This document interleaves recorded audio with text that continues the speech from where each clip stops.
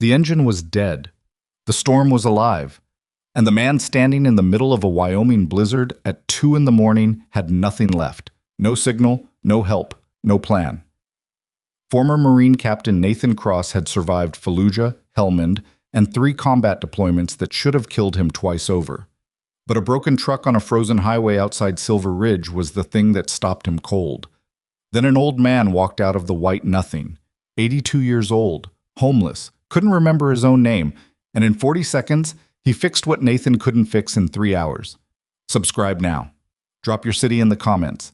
This story is just getting started. The snow came in sideways, not the gentle postcard kind that floated down on Christmas mornings and made children press their faces against cold glass.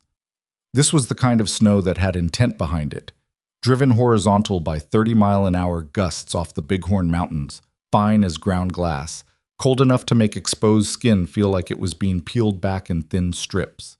The kind of storm that killed people who underestimated it. The kind that swallowed roads and landmarks and distances until the world shrunk down to whatever was immediately in front of your face, and nothing beyond that existed at all. Nathan Cross had been driving since 4 in the afternoon. It was now 11:57 at night. He knew the exact time because he'd checked his watch 6 times in the last hour. An old Casio G-Shock, military issue, the face scratched to near illegibility after 2 deployments in Afghanistan and 1 abbreviated tour in Iraq that ended with a convoy ambush and a Purple Heart he kept in a shoebox under his bed. The watch still worked. The truck did not. It had started with a stutter, a brief stuttering hesitation in the engine somewhere around mile marker 41 on Wyoming State Highway 14, the kind of thing that made experienced drivers lift their foot off the gas for half a second and listen.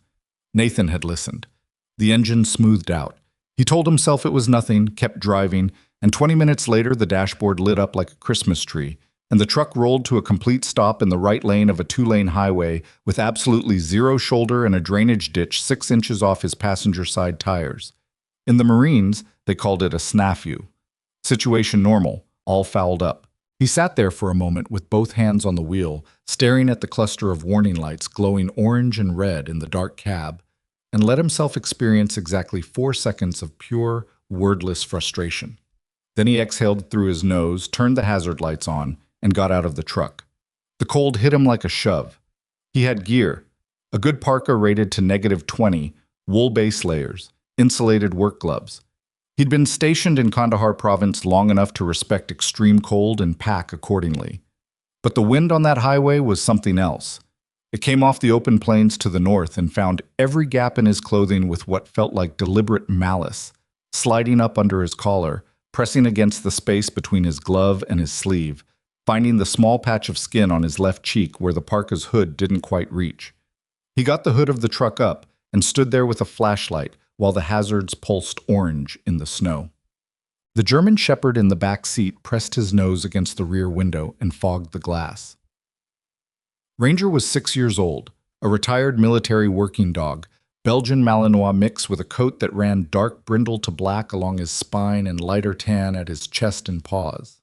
He'd been Nathan's dog for 14 months, since the formal retirement ceremony at Marine Corps Base Quantico, where they'd given Ranger a folded flag and a certificate and a bowl of water, and Nathan had loaded him into the car afterward and driven north without a particular destination in mind. "Stay," Nathan said, even though Ranger couldn't hear him through the glass. Ranger's breath fogged and cleared, fogged and cleared.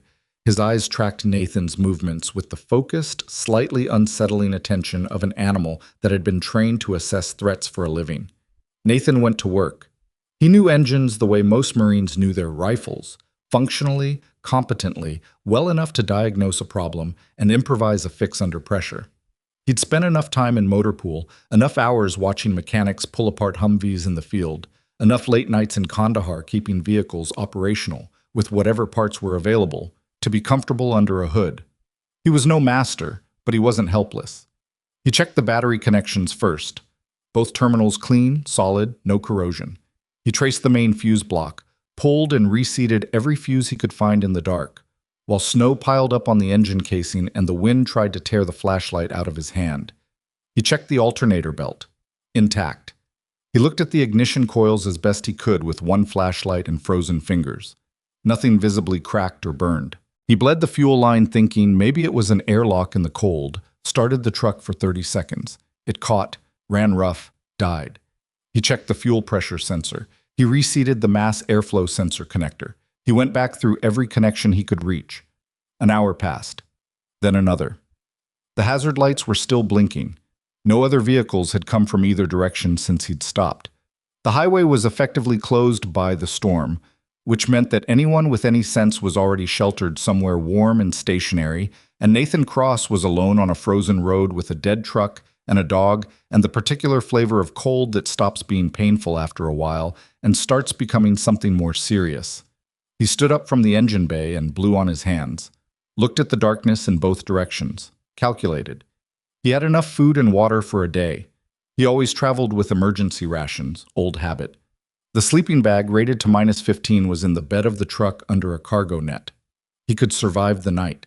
But the temperature was still dropping, the hazard battery would run down by morning, and his cell phone showed one bar of signal that appeared and disappeared like a malicious joke. He'd managed one 30-second call to the Wyoming Highway Patrol before the signal dropped, long enough to give his location and hear the dispatcher's voice tell him that road crews were not running, all emergency response was grounded, and she'd send someone when it was safe to do so. When it was safe. That was the phrase that stuck. He was not in immediate danger of dying. I was in the kind of slow, grinding, institutional danger that came from being stranded without help in extreme conditions. The kind that killed people not dramatically but incrementally, through cold and dehydration and the cascade of small errors that accumulated when a body was too tired and too cold to think clearly. Nathan Cross had been in worse situations. He told himself that standing at the front of his dead truck, the wind pulling at his hood. He told himself that, and he almost believed it. The shape appeared at the edge of his headlights' reach, or what would have been his headlights' reach if the headlights were still on, which they weren't, because he'd killed them to preserve the battery. In the thin, dispersed glow of the hazard lights, which pulsed and painted the nearby snow, alternating orange and dark every 2 seconds, a shape resolved out of the white. It moved slowly. That was the first thing. No urgency, no stagger. The slow, deliberate gait of someone who had been walking a long time and had made some fundamental peace with the act of walking as an end in itself, rather than as a means to get somewhere. Nathan straightened. His hand didn't go to a weapon. He didn't carry one, technically wasn't allowed to since his command status was under review pending discharge paperwork. But he turned to face the shape fully, and his posture shifted without his consciously deciding to shift it. Weight forward, hands loose, eyes on. The shape came into the hazard light's reach and became a man. Old. That was the immediate impression, and it was not an uncertain one. Deeply, uncomplicatedly old. The kind of age that had moved past frailty and arrived somewhere else. Somewhere that looked like bone and wire and a density of experience, so compressed it had become something close to mineral.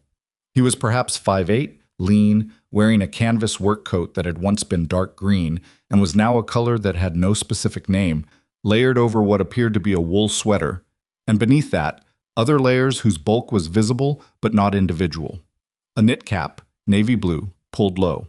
Work boots, the steel-toed variety. Their leather cracked at the toe box, but the soles apparently solid because he was walking without difficulty through 6 inches of accumulated snow.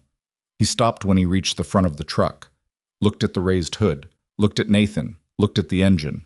He had a face that had been weathered past the point where age lines were individually countable. They had merged into something that looked like topography, like the bark of an old tree, like something sculpted by long exposure to outdoor conditions rather than by time alone. His eyes were gray, clear, alert in a way that didn't match the rest of him, or rather matched a different version of him that the years had buried somewhere underneath. He carried a canvas bag on a strap across one shoulder, military surplus, the kind you could find at any Army-Navy store for $12. Around his neck, half visible above the collar of the sweater, hung something on a cord, small, brass-colored, too distant to make out clearly. "Truck's dead," Nathan said. Not unfriendly, just stating.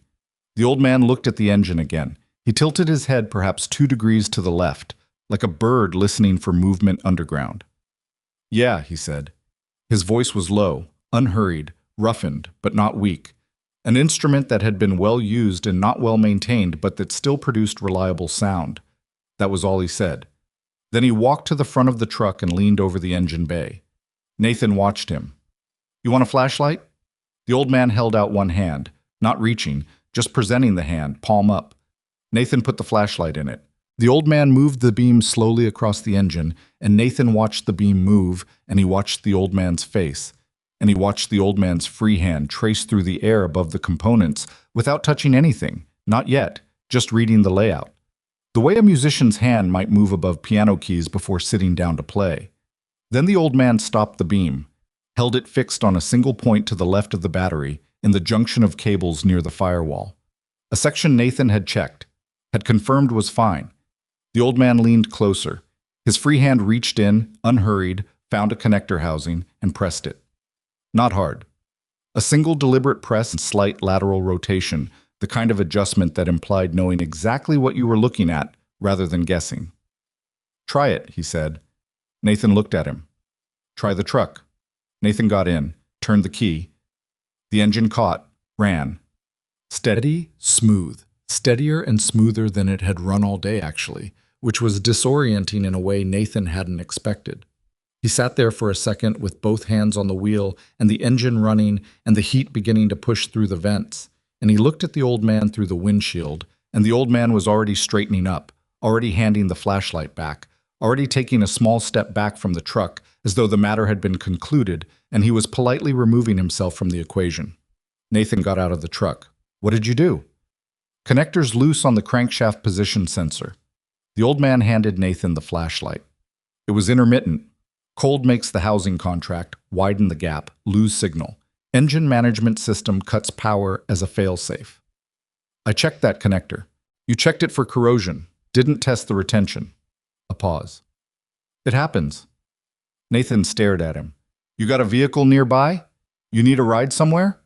The old man looked at the highway in both directions. The snow was still coming. The darkness was total beyond the modest radius of the hazard lights. "No," he said. "I was walking." "In this?" "Yes." "From where?" A pause that was slightly too long. "I'm not certain." Nathan looked at him more carefully. "You got somewhere you're going?" "I'm not certain of that either." Which was when Ranger pressed himself against the rear passenger window with enough force to make the glass squeak against his nose, and the old man turned his head at the sound, and something passed across his weathered face that Nathan couldn't name. Not recognition exactly, more like the feeling of recognizing a feeling, an echo of something rather than the thing itself. "Get in," Nathan said. "I'll drive you into Silver Ridge." The old man didn't argue. He also didn't thank Nathan, which Nathan noticed and didn't mind. Men who'd been a long time alone sometimes forgot the social architecture of gratitude, the choreography of it. It didn't mean they didn't feel something. The old man got in the passenger seat, and Ranger immediately pushed his entire head between the two front seats and put his nose against the old man's shoulder.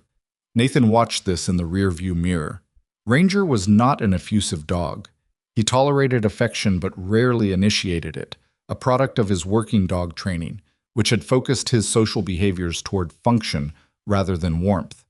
In 14 months of living with Nathan, Ranger had put his head on Nathan's knee exactly twice.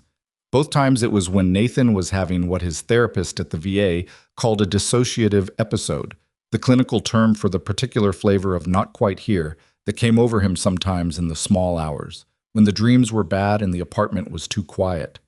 Ranger knew things. That was the simplest way to say it. Nathan pulled the truck slowly back onto the highway, feeling for traction, and got them moving towards Silver Ridge at 20 miles an hour, which was about all the road and the visibility allowed. The heater was running. The old man's coat was wet with snow and began to steam slightly in the warmth. "I'm Nathan." A sound. Not quite acknowledgement, not quite dismissal. "You got a name?" A silence long enough that Nathan thought he wasn't going to answer. "I don't remember," the old man said. Nathan glanced at him. "You don't remember your name." "I know what you're thinking." The old man kept his eyes on the road ahead. "You're thinking dementia, exposure, brain issue of some kind." A pause. "It's possible, but it's not quite that. I know what things are. I know how engines work. I know how to read a road and tell temperature from the texture of snow and find shelter, and build a fire and identify edible plants in the high country. I know what decade it is and who the president is and what state we're in. A pause. I just don't know who I am. Nathan drove in silence for a moment. The wipers worked steadily against the accumulation. How long? A long time. Long enough that the not knowing feels ordinary. Long enough that I stopped looking. A beat. Most of the time. Ranger rested his chin on the old man's shoulder. The old man reached up and put one hand on Ranger's head, a slow, steady pressure, and Ranger's eyes half closed. Nathan drove. Around his neck, half visible in the warming cabin, the old man's cord caught the faint light from the dashboard, and the brass-colored object at its end swung slightly with the movement of the truck. What's on the cord? The old man looked down at it, picked it up with 2 fingers, held it into the dim light. A key. Old-fashioned, the kind that predated modern pin tumbler designs. A bit key, with a round bow and a long shaft, the barrel style that belonged to older locks, padlocks, cabinet locks, the kind of hardware that hadn't been common since roughly the 1980s.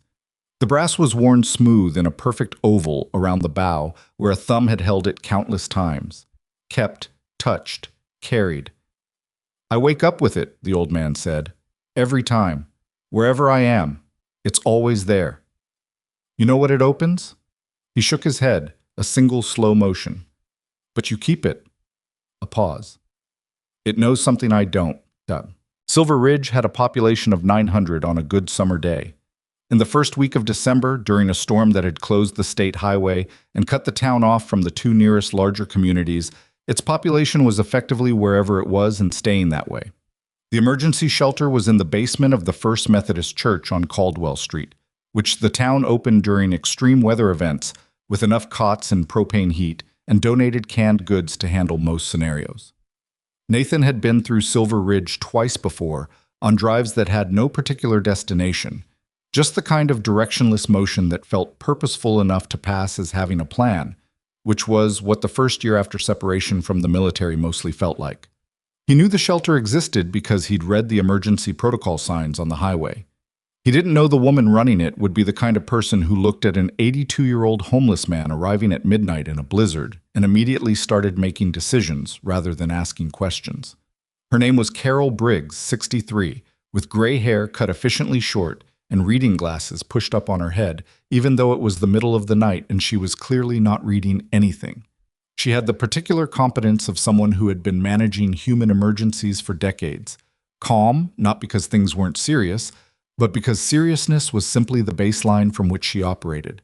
She took one look at the old man, assessed his condition with the efficiency that Nathan recognized as medical adjacent, and said, "I've got a cot near the heater, and there's soup. Real soup, not the canned stuff. Somebody brought venison stew yesterday." The old man sat down where she indicated. Carol looked at Nathan. "He with you?" "Found him on the highway." A nod. She didn't press. She had the instincts of someone who understood that the highway picked up what it picked up, and questions could wait. There were 11 other people in the shelter basement. Stranded travelers, 2 local families whose heating had failed, an elderly couple from Casper who'd been heading to visit a daughter, and made it no further than Silver Ridge before good sense overrode ambition. Ranger, leashed and sitting beside Nathan, attracted immediate attention from a small boy of about 7 who asked if he could pet the dog with the kind of intensity that suggested his whole evening depended on the answer. "Gently," Nathan said, "and let him smell your hand first." The boy followed instructions with absolute seriousness. Ranger accepted the introduction with dignity. Nathan found a folding chair near the wall, took his jacket off, and watched the old man eat. He ate slowly. Not from difficulty. His hands were steady, his coordination clear, but from the particular deliberateness of someone who had learned not to take food for granted. Each spoonful considered, each piece of bread pulled apart rather than bitten, the way people did when they wanted to make it last. Somewhere in his life he had been hungry. Not the inconvenience of missing a meal, but the real kind. Nathan had seen that kind of eating before, in Kandahar, in the faces of local civilians who came to the Phobie gates. You didn't forget what it looked like. It was nearly 2 in the morning when most of the shelter had settled into the ragged, shift-worked sleep of uncomfortable cots in a public space. The propane heaters ticked and hissed.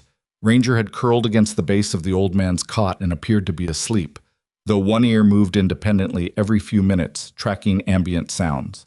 Nathan was not asleep. He hadn't been sleeping well for months. Another line item in the invoice the military had handed him on separation, a bill that kept coming due. He sat against the wall with his arms across his knees and watched the space and thought about nothing specific and everything in general, which was how insomnia worked for him. The old man was awake too. He was sitting on the edge of his cot with his elbows on his knees, looking at the key that he'd taken off the cord and was turning slowly between his fingers, the way a person might turn a coin or a worry stone. Something kept in motion to prevent something else from settling. Nathan got up and walked over, sat in the folding chair that Carol had left beside the cot. "Can't sleep?" "Don't sleep much," the old man said. "Never have." A beat. "I think." The qualifier hung there. Nathan looked at the key. "Tell me what you remember. Not tonight. Everything. What do you have?" The old man stopped turning the key, looked at it. "I remember a smell," he said. "Motor oil, rubber and steel and something else underneath. A specific something else, like a particular place has its own chemical signature alongside the standard shop smells." A pause. "I remember the sound of a particular kind of pneumatic ratchet, old style, pre-digital, the way it sounded in a specific space with a specific ceiling height."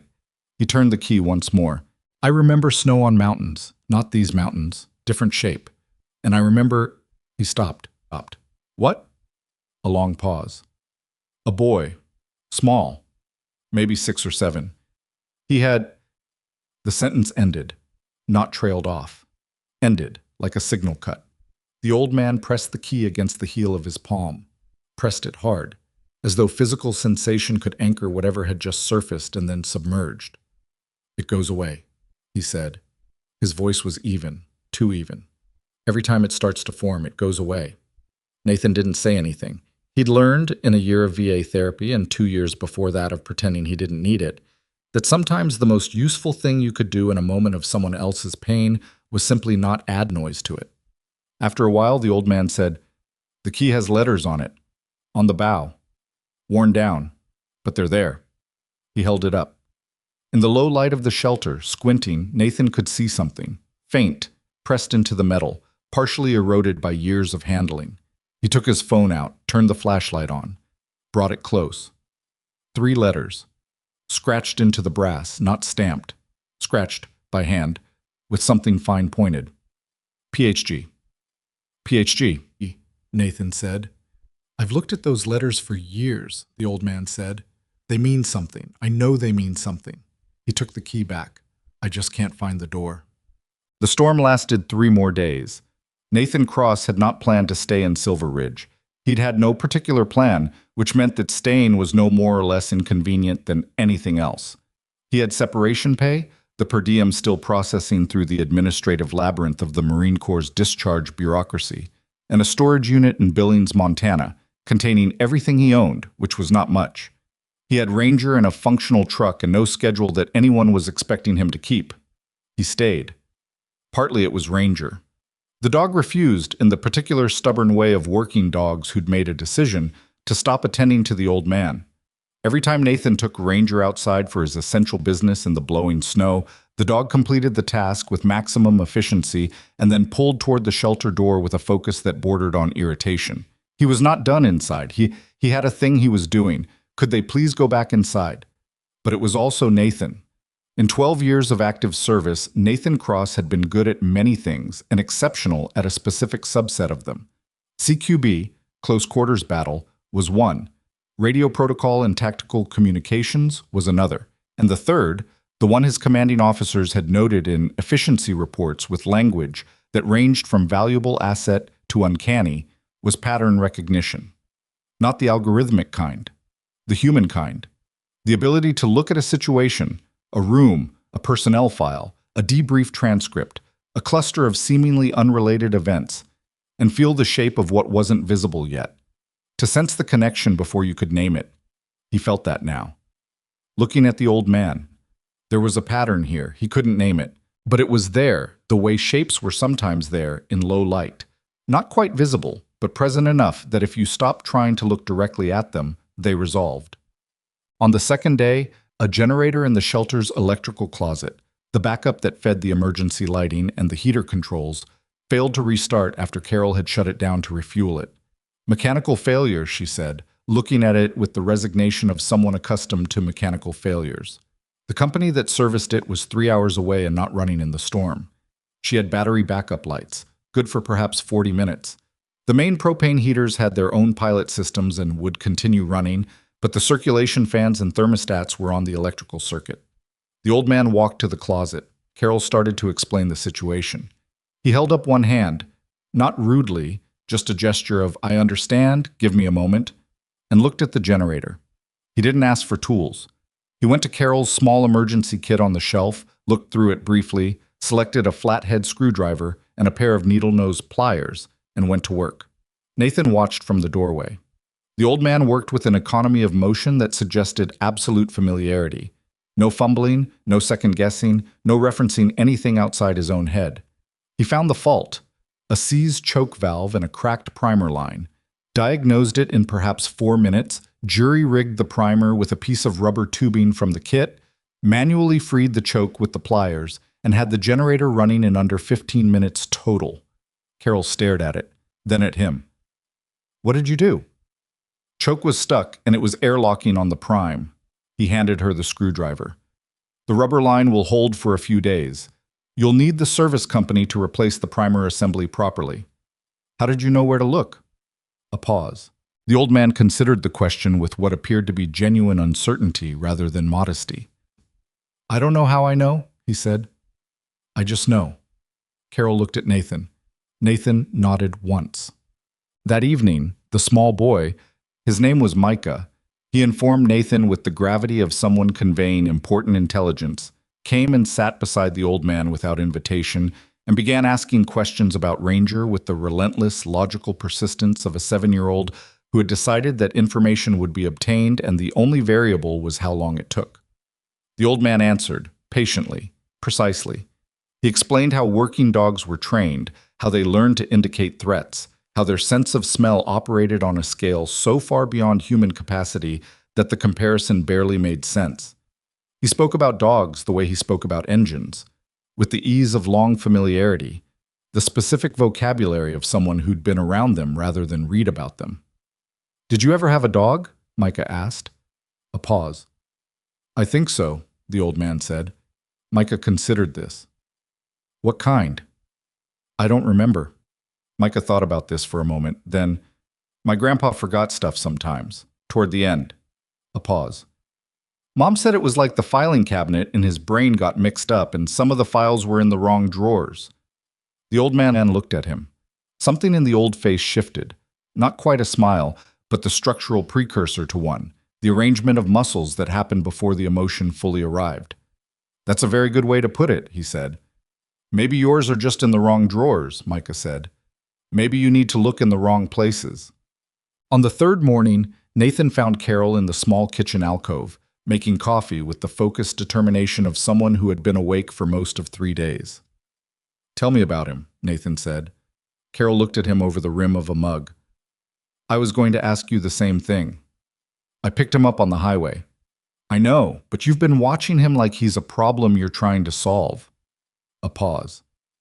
"I've seen that look before, usually on people with military backgrounds." Nathan said nothing. "He's not the first one like him," Carol said. "Not the first person I've seen come in from the cold without a clear story. Usually there's substances involved, or mental illness, or both." She looked toward the main room where the old man was currently helping Micah's father adjust a loose hinge on a cot frame. "He's different. He's present. Whatever happened to him, it's not the usual story." "The key," Nathan said. "The letters PHG." "I saw it." She put down the coffee. "PHG could be a name, initials, could be a place, could be a code, or a business," Nathan said. Carol looked at him. "The way he fixes things," Nathan said. "He doesn't approach it the way a hobbyist does, or even the way someone who works on their own vehicles does. He approaches it the way someone who's spent decades doing it professionally does. The body memory, the efficiency, the fact that he doesn't waste motion. A pause. He's not just mechanically inclined. He spent his life doing this. A silence in the small kitchen. The coffee maker finished its cycle. PHG, Carol said slowly. A repair shop. Maybe. She picked up her mug again, looked at Nathan steadily. What are you going to do? Nathan had asked himself that question. He had not yet arrived at an answer that felt fully honest, which meant he hadn't answered it yet, because he'd made himself a rule about that, about not saying things he didn't mean, not even to himself, especially not to himself.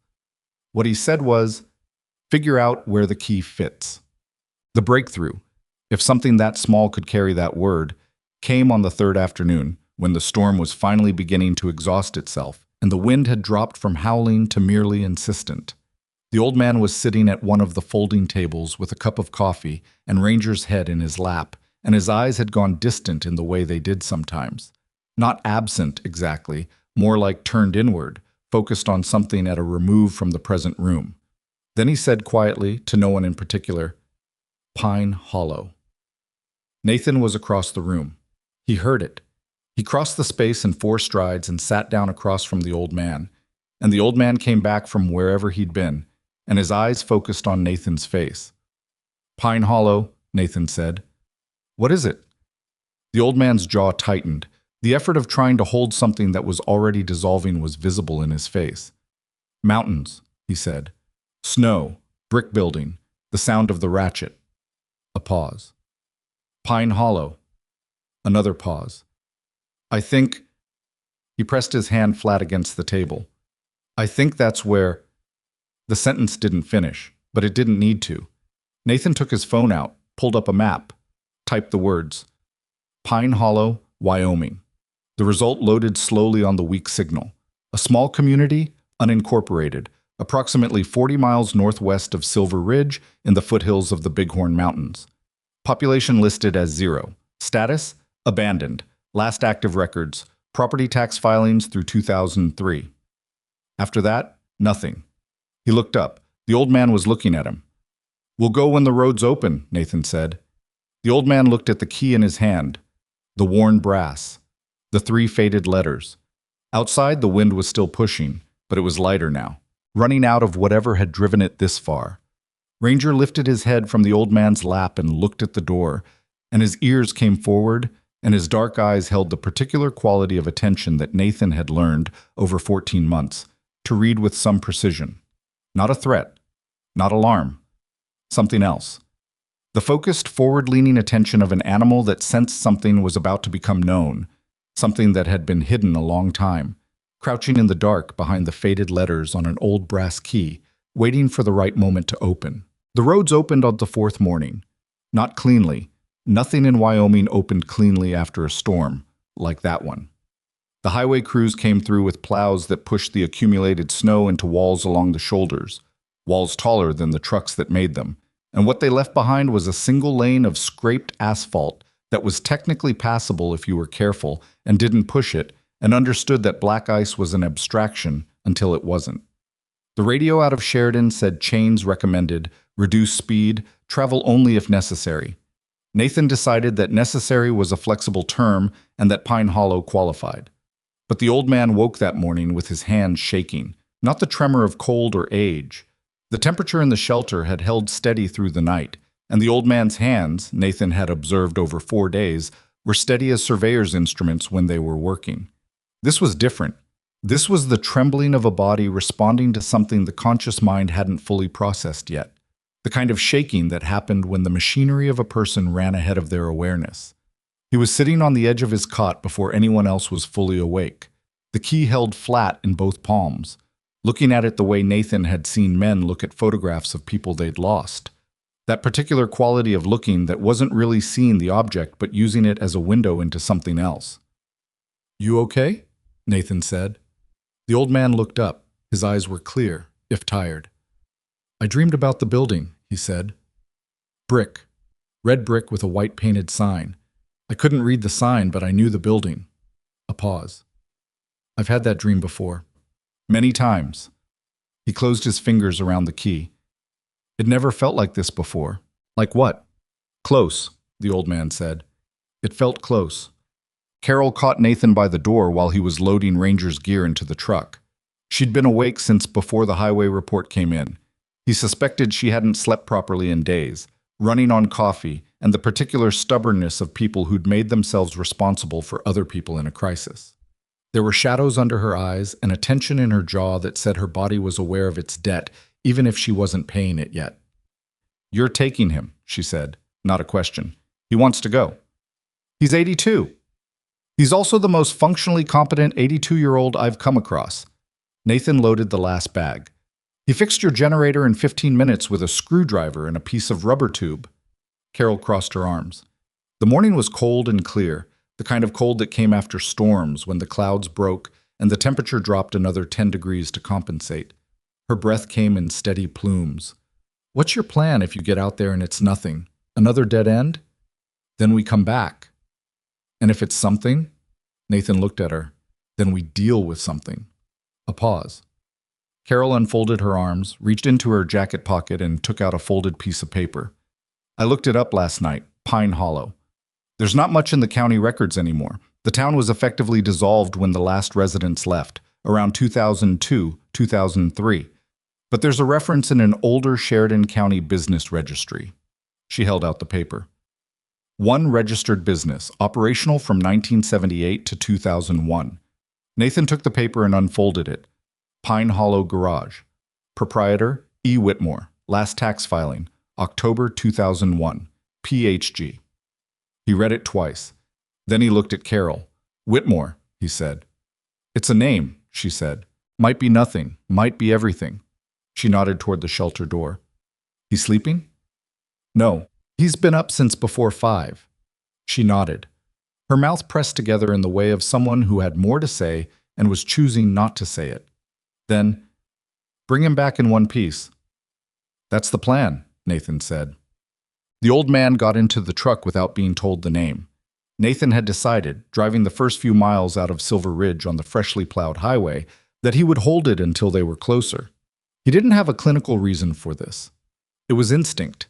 The same instinct that made experienced debriefers save their most significant piece of information for the middle of an interview rather than the opening, letting the subject arrive at it from their own direction, rather than having it handed to them from outside. Memory that surfaces on its own is more complete than memory that gets triggered by a prompt. He'd learned that from an intelligence officer in Helmand, whose methods were unglamorous and extremely effective. So he drove north and said nothing about the name, and the old man sat with the key in his coat pocket and one hand resting on Ranger's back, and the mountains got larger as the highway climbed.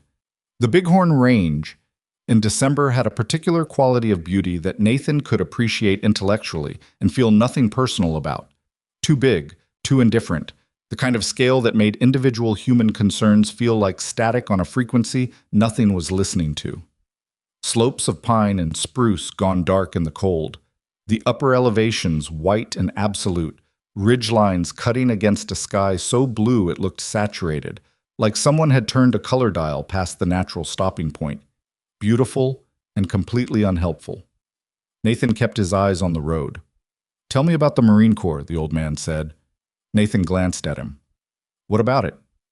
"You carry it. The way you move, the way you assess spaces when you walk into them, the way you positioned yourself in the shelter to keep sightlines on both doors." A pause. "You were an officer. Captain, 12 years. Combat. 3 deployments. Helmand, Fallujah, 1 abbreviated tour in Anbar that ended early." He kept his eyes on the road. "Convoy ambush, nothing dramatic. I came back intact." "Intact is relative," the old man said. Nathan said nothing. "The dog," the old man said. "He's military." "Was. He retired 8 months before I did. Officially, they're supposed to offer working dogs to their handlers first, then to the public. I put in the paperwork the day he was listed." A pause. "Took 4 months to process. Marine Corps bureaucracy." "What did he do?" "IED detection, primarily, some patrol work, narcotics cross-training." Nathan's hands adjusted on the wheel out of habit rather than necessity. "He found 6 devices in 14 months. 3 of them would have taken out vehicles." The old man looked at Ranger, who was watching the road ahead with the focused attention he gave to any situation involving vehicle movement. He knows what he did, the old man said. Yeah, Nathan said. I think he does. They turned off the state highway onto a county road that the plows had reached but not prioritized. The snow was thinner here, 8 or 9 inches rather than the consolidated foot-plus of the main highway, and Nathan dropped into four-wheel drive and kept the speed at 15 miles an hour while the truck worked through it. The road climbed. The pines closed in on both sides, their branches weighted with snow, the occasional load releasing and falling with a muffled whump that startled nothing except the silence. There were no other tracks on the road. No one had been this way since the storm. Maybe before the storm. The remoteness of it was different from the highway's remoteness. More deliberate somehow, like a place that had decided to be left alone and had successfully made that decision stick. How much further? The old man said. Nathan checked the map on his phone, propped against the dash. Maybe 8 miles. The old man nodded. He'd gone quiet in the last 20 minutes, and the quality of his quiet had changed. In the shelter, his silence was the silence of a man at rest. Here, in the truck climbing toward Pine Hollow, it was the silence of a man holding something in, keeping some internal pressure contained because releasing it prematurely would be a mistake he couldn't take back. He was afraid. Nathan could see it without the old man displaying it in any conventional way. No visible trembling now, no fidgeting, no avoidance of the view through the windshield. Just a particular set to his jaw and a stillness about his hands that was the stillness of control rather than calm.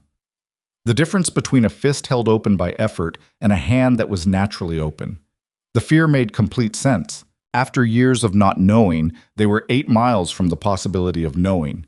And knowing, Nathan understood from experience, was not always the relief it looked like from the outside. Silver Ridge's one functioning gas station and convenience store also served, apparently, as the informal social hub of the surrounding area, and Nathan had stopped there for fuel and coffee before leaving town.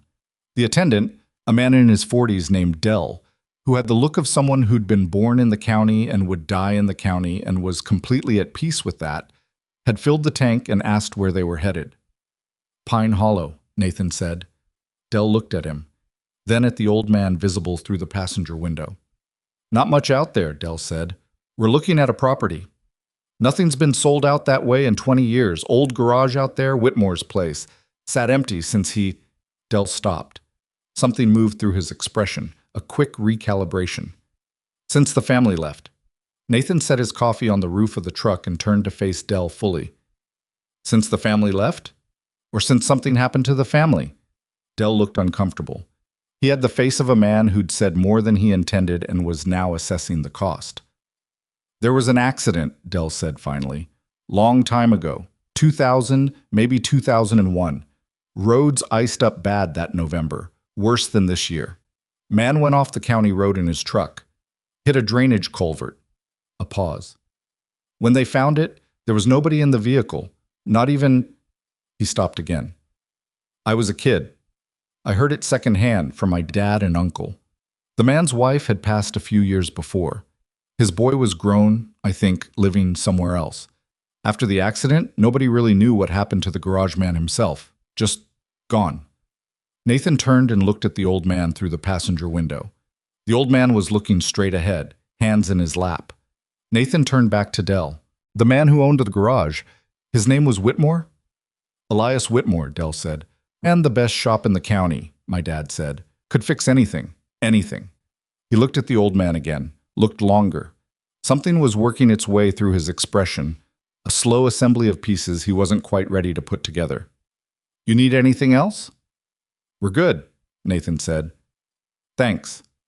He got in the truck and pulled out of the station. Neither he nor the old man spoke for several minutes. Then the old man said, without any particular inflection, Elias. Nathan said nothing. That name. A pause. That name does something. Does it feel right? A long silence. The truck climbed. The pines got thicker and then thinned again as the road crested a ridge, and the view opened up to a bowl-shaped valley below, white and still, with a cluster of structures at its center that the map identified as Pine Hollow. It feels like putting your hand in your pocket, the old man said, and touching something you forgot you had. Pine Hollow was 6 buildings and a water tower. That was the sum of it, 6 structures arranged along what had once been a short main street, now buried in snow, the road itself indistinguishable from the ground on either side except for the slight regularity of where fences had once stood. The buildings ranged from complete to nearly collapsed, 2 that had surrendered their roof lines to gravity and weather, one that appeared to be a former post office, with its flagpole still standing and rusted 45 degrees from vertical, a small wood frame structure that might have been a general store, and at the far end of the street, set slightly apart from the others on a larger lot, a 2-story brick building with a wide entrance and a corrugated metal roof that had survived better than anything else on the street. Above the entrance, faded to near invisibility against the weathered brick, a painted sign. From this distance, Nathan couldn't read it. But the old man made a sound, just a sound, not a word, not quite a breath. Something between them, a single syllable of air that had no language attached to it, the kind of sound that comes out of a person when something hits them before their mind has time to manage it. Ranger pressed his nose to the passenger window. Nathan drove slowly down what had been the main street, snow compressing under the tires, the structures passing on either side with the particular silence of abandoned places, a silence that wasn't empty but full of the specific frequency of things that used to happen and no longer did. He stopped in front of the brick building. The sign was visible now. White paint on dark brick, letters perhaps 18 inches tall. The paint had peeled and faded, large sections gone, but enough remained. Pine Hollow Garage. And below it, smaller, in a different paint that had held slightly better, E. Whitmore. Pro P. Nathan sat with the engine idling. The old man opened the passenger door and got out. He walked toward the building the way Nathan had seen him walk toward broken engines, with purpose but without hurry, with the deliberateness of someone who knew the territory even if they couldn't yet name it. His boots left the first prints in the undisturbed snow in front of the garage. He stopped at the entrance. 2 heavy wooden doors set in a wide frame designed for vehicle access, chained shut with a padlock that had rusted to the color of dried blood. Nathan got out of the truck. Ranger jumped down after him and immediately put his nose to the ground, tracking something in the snow that Nathan's senses couldn't begin to parse. The old man stood at the doors and looked at the padlock. Then he reached into his coat, took out the key on its cord, looked at it for a moment, the worn brass, the letters PHG, the round bow worn smooth by years of handling, and then he put it in the padlock. Nathan watched. The key turned. A single rotation, clean, without resistance, as though the lock had been oiled yesterday rather than sitting in 20 years of weather. The chain fell loose. The old man stood with his hand on the door and didn't move. "You don't have to go in today," Nathan said. "Yes," the old man said quietly. "I do." He pushed the door open. The interior of the garage was a specific preserved dark. Not the darkness of a space cleaned out and abandoned, but the darkness of a space sealed while still in use. The beam of Nathan's flashlight moved across it and found, in sequence, a wood-burning stove in the near corner, cold for 2 decades. A workbench running the full length of the left wall, tools hanging above it on pegboard and outlines that had been traced in marker so each tool could be returned to its precise location. 3 vehicle bays, 2 occupied. A 1968 Chevrolet C10 pickup, dusty but structurally intact, and a 1971 Ford Mustang Mach 1 with its hood up and its engine half disassembled, the components laid out on a rubber mat in a precise order that suggested the person doing the work had known exactly where each piece would go when they put it back, which they hadn't. Whoever had laid those pieces out had never returned to reassemble them. Ranger moved through the space with his nose working and his ears forward and his tail low. Not a threat posture, but the alert attention of an animal processing a complex information environment. He moved past the vehicles, past the workbench, past a stack of automotive supply catalogs from the late 1990s, and stopped at the far corner of the space where an old desk sat against the wall below a corkboard covered in papers and cards and photographs. The old man had not moved past the threshold. He stood in the doorway, one hand on the doorframe, and Nathan could see him breathing, visibly, the rhythm of it deeper than normal, controlled in the way that Nathan recognized from the first minutes of operations in Helmand, when you got to the objective and you had to bring your body into compliance with the reality of what you were doing. "Take your time," Nathan said. "I remember this smell," the old man said. I knew I would. Motor oil and rubber and cold metal and... He stopped. Oak. The workbench is oak. I remember choosing that wood specifically because it doesn't... He stopped again. His hand tightened on the door frame. Because it doesn't absorb oil the way pine does.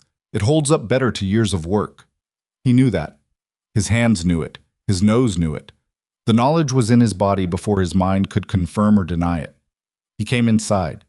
He walked to the workbench first, ran one hand along the edge of it, not looking, just feeling, the way a person finds a light switch in a dark room they've navigated 1,000 times. He picked up a ratchet from its hanging position on the pegboard, one of the old pneumatic models, pre-digital, and when he held it in his hand and looked at it, his face did something complicated and private that Nathan looked away from. Ranger had stopped in the far corner and was making a low sound. Not a growl, more like a focus sound, Sante, a concentrated nasal exhale, the sound he made when he'd found something and was indicating it. Nathan crossed to him. Ranger was at the base of the desk, nose pointed at a lower cabinet, the kind that ran along the floor with a simple door and no lock. "What have you got?" Nathan murmured. He crouched and opened the cabinet. Inside, a box of spare parts, a rolled-up hydraulic schematic, and pushed to the back, covered in a thin layer of dust that had filtered in over 20 years through whatever gaps existed in the cabinet door, a VHS tape in a plain white cardboard sleeve.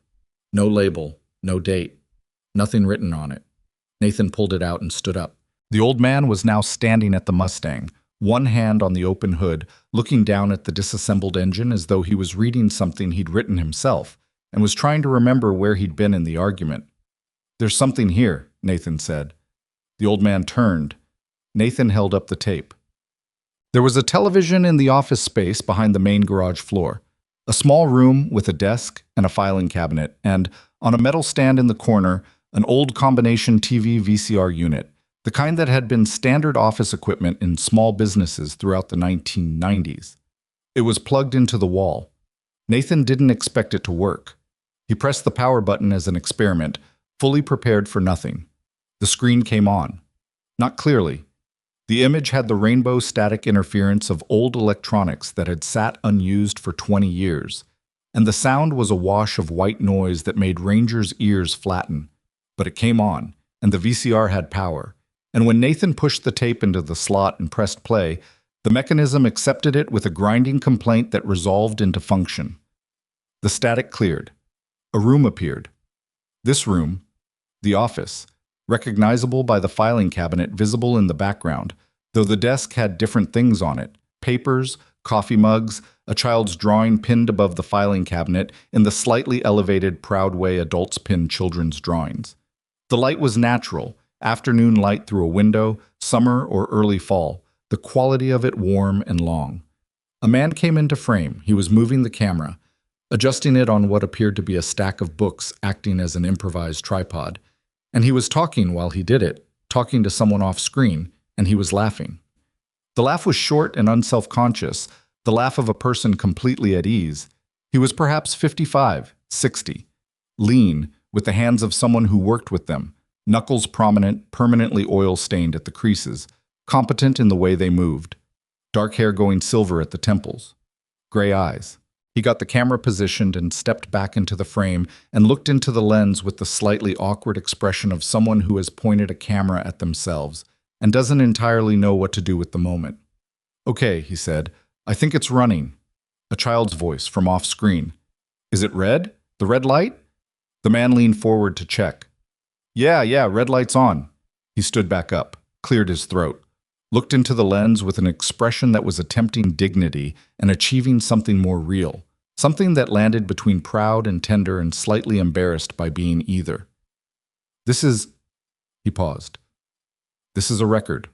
For whoever needs it. For Tommy, when he's older, maybe. Or just because it felt right to put it somewhere." He looked off to the side toward the voice. "Come in here." A boy came into frame. Small, 8 or 9 years old, with the same gray eyes as the man, a gap in his front teeth visible as he grinned at the camera with the complete absence of self-consciousness that children brought to being filmed. He stood beside the man, and the man put one arm around the boy's shoulders, and the boy leaned into it with the ease of long habit, The casual confidence of a child who had never had reason to doubt the arm would be there. "This is Thomas Whitmore," the man said. "He's 8. He just helped me rebuild the carburetor on the Buick out front, which he did an excellent job of, and he has motor oil in his hair, which he's been told twice to wash out." The boy grinned wider. "It's fine, Dad. It is not fine. It's basically shampoo." "It is absolutely not shampoo." The boy laughed, and the man's face did what faces do when the people they love laugh. It softened without the man intending it to or being aware of it happening. The image flickered. Old tape. 20 years of slow deterioration. Nathan turned from the screen and looked at the old man. The old man was not looking at the screen. He was looking at the floor. His jaw was working. The key was in his right hand, pressed hard against his palm, the brass bow pressing a mark into the skin. His breathing had changed. "Hey," Nathan said. No response. "Hey." Firmer. The tone he'd used in Hellman to bring someone back from the edge of shock. Not unkind, but present and direct. "Look at the screen." The old man raised his head. The man on the tape was still speaking, his voice continuing through the static and the low, unhurried cadence of someone talking to a camera he'd set up for his own reasons, not for an audience. The boy had drifted back toward the garage door, looking at something out of frame with the perpetual gravitational pull children had toward whatever was happening in the other room. The old man looked at the screen. Something happened in his face. Not dramatic, not the movie version of memory returning, no gasp, no tears, no sudden theatrical illumination. Something quieter than that, and because of its quietness, more complete. The specific quality of a person's face when they stop being strangers to themselves. His mouth opened. He said nothing for a long time. Then he said very quietly, "That's my workbench." Nathan said nothing. "That's my desk. That's—" His voice caught on something and he stopped and cleared it carefully, the way a person clears a space before putting something down that they don't want to drop. "That drawing above the filing cabinet, that's a truck. He always drew trucks. He said he was going to have a garage too when he grew up." A pause. His eyes were fixed on the screen, on the man there who was 55 years old and laughing at something the boy was saying, and the old man's face was doing the same thing the man on the screen had done when the boy laughed. The same softening, the same involuntary and unguarded opening, 20 years apart and separated by whatever catastrophe had come between. He was 8 in this. I remember this day. Not all of it, but this moment. The camera on the books, because the tripod was broken. I remember thinking it was the kind of thing you needed to save. The ordinary days. He turned away from the screen. He walked back out into the main garage space and stood between the vehicles and put both hands on the roof of the Mustang and held on to it. Not for support. His legs were steady. For something else. Something to press against. Ranger went to him and leaned against his left leg, the full weight of a 60-pound dog, a deliberate and steady pressure. Nathan let the tape run. Let the man on the screen keep talking to a camera in a room that no longer looked the way it looked on the tape, to a child who was now a grown man somewhere Nathan didn't know, in a moment that had happened 20 years ago and been sitting in the dark in a white cardboard sleeve waiting. He stood in the door between the office and the garage and watched the old man stand at the Mustang with his hands on the roof and his eyes closed and the key held at his side. A name was in Nathan's coat pocket, written on a piece of paper Carol had given him that morning. He knew the moment wasn't right. He had the patience that 12 years of operational timing had built into him, the understanding that the right moment to say a thing was not when you were ready to say it, but when the other person was positioned to receive it. He waited. Outside, the December afternoon was going golden and thin, the low winter sun moving fast toward the western ridgeline. The light came through the garage's single high window and caught the dust disturbed by their arrival, and the dust moved in the light the way dust always moved in late afternoon, slowly, without destination, in no particular hurry to settle. The old man opened his eyes. He looked at Nathan. "I know this place," he said. It was not wonder in his voice. It was something past wonder, the recognition that comes when you stop searching for a thing and the thing is simply there. "I know every inch of it. I know which floorboards squeak. I know the cold spot near the north wall where the insulation failed and I never got around to fixing it." He looked at the Mustang. "I know what's wrong with this engine. I left off in the middle of addressing a cracked head gasket. I would have needed... He looked at the parts on the mat.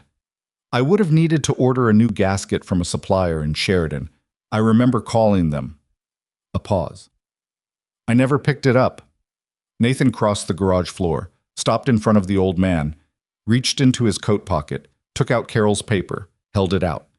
The old man looked at it, took it, unfolded it slowly, with the deliberate care of someone who understood that the thing inside might not be recoverable if he damaged it. He read it again. His face was entirely still. Elias, he said, just the name, just the sound of it, held in the cold air of the garage that had waited 20 years for him to come back to it. Elias Whitmore, Nathan said. The old man, Elias, looked up. His gray eyes had the quality of cleared water, something settled rather than still. Whitmore, he said, tested it. Let it exist in the room. Elias Whitmore. A longer pause, and then something moved through his expression that Nathan couldn't precisely name, but recognized by effect. The kind of thing that happened in a man's face when he stopped being lost. I had a son, he said. Thomas. He drew trucks. I know, Nathan said. I saw. Elias looked at the paper in his hand. Then he looked around the garage, the tools on their pegboard, the vehicles in their bays, the workbench of oak that didn't absorb oil like pine did, the cold stove in the corner, the high window going orange with the last of the afternoon light. I need to find him, he said. Yeah, Nathan said. We will. Elias nodded once. He folded the paper and put it in his coat pocket with the key and stood up straighter. Not the theatrical straightening of a dramatic moment, but the small, involuntary adjustment of posture that happened when a person found their footing after a long time without ground beneath them. Then Ranger's ears went flat, not the focused attention position. Flat. The back of the skull position that Nathan had learned in 14 months meant one specific thing. Something outside. Nathan was already moving toward the garage doors when the sound reached them. An engine, more than one, coming down the snow-covered road into what had been Pine Hollow's main street. He got to the door and put one eye to the gap between the frame and the edge of the heavy wood. Two vehicles, a late-model pickup and a black SUV with county plates, moving slowly through the snow, stopping in the street in front of the garage. The pickup he didn't recognize. The SUV he recognized by its markings, Sheridan County Sheriff's Department. 3 men got out of the pickup, 2 from the SUV, one in a Sheriff's Department jacket, one in plain clothes, a long coat that seemed wrong for the weather, and the location in the specific way that clothes were wrong when someone was trying to look nondescript and weren't quite managing it. The man in plain clothes stood in the snow and looked at Nathan's truck. Looked at it for a long time. Then he looked at the garage. He said something to the deputy beside him. Nathan couldn't hear it through the door. He turned back into the garage. Elias was watching him. We have company, Nathan said. Nathan put his back against the garage wall beside the door and ran the situation the way he'd been trained to run situations. Fast, without sentiment, stripping it to its operational components. 5 men. 2 vehicles. One of them law enforcement, one of them pretending not to be anything in particular, which was its own kind of information. They'd come down a road that hadn't been plowed, in a town that had no residents, on a day when the only evidence anything human had happened here recently was the tire tracks Nathan's truck had left in the snow. They'd followed those tracks, which meant they'd been watching the road from Silver Ridge, or someone in Silver Ridge had made a call. How many? Elias said. He hadn't moved from where he stood, but his voice had dropped.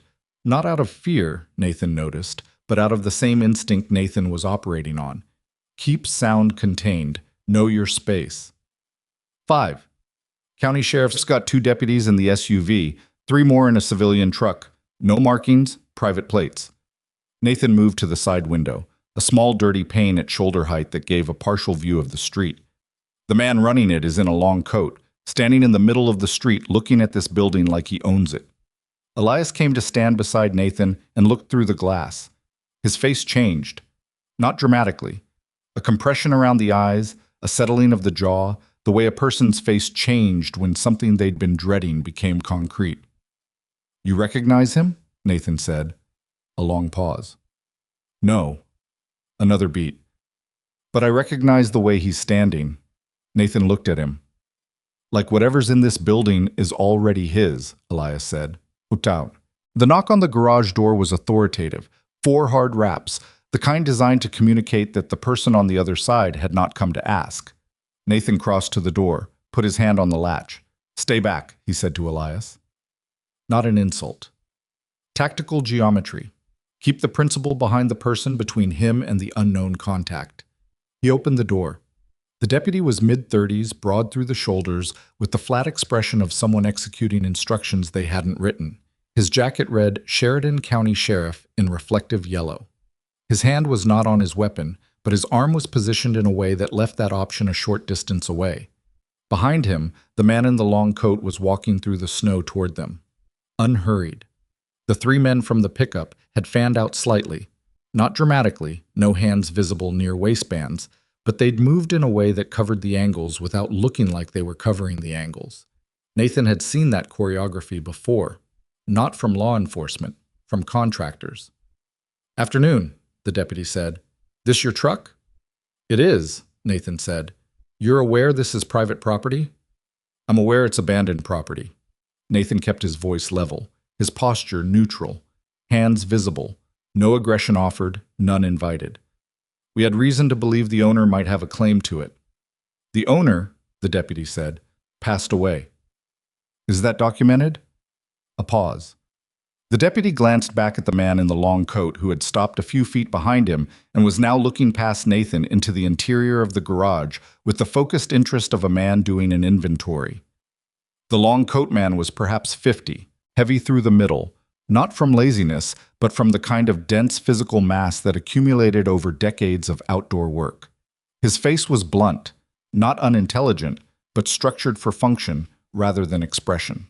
He had pale blue eyes and a way of holding his mouth that suggested he had made a decision before arriving, and the conversation they were having now was a formality he was tolerating.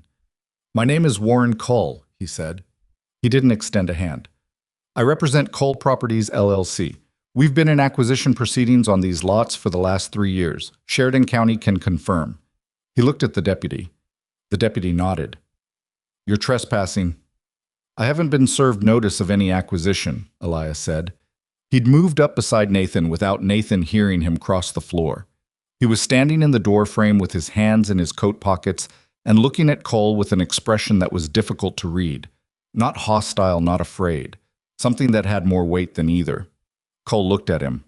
Something happened in his pale eyes, a quick movement, like a card pulled from a deck and examined before being put back. And you are? Cole said. A question I've been working on answering, Elias said. But this was my garage. I have a key that fits that lock. A silence. One of the men from the pickup shifted his weight. It was a small movement, but Nathan tracked it the way he tracked everything in his peripheral vision, cataloged, filed, assigned a probability.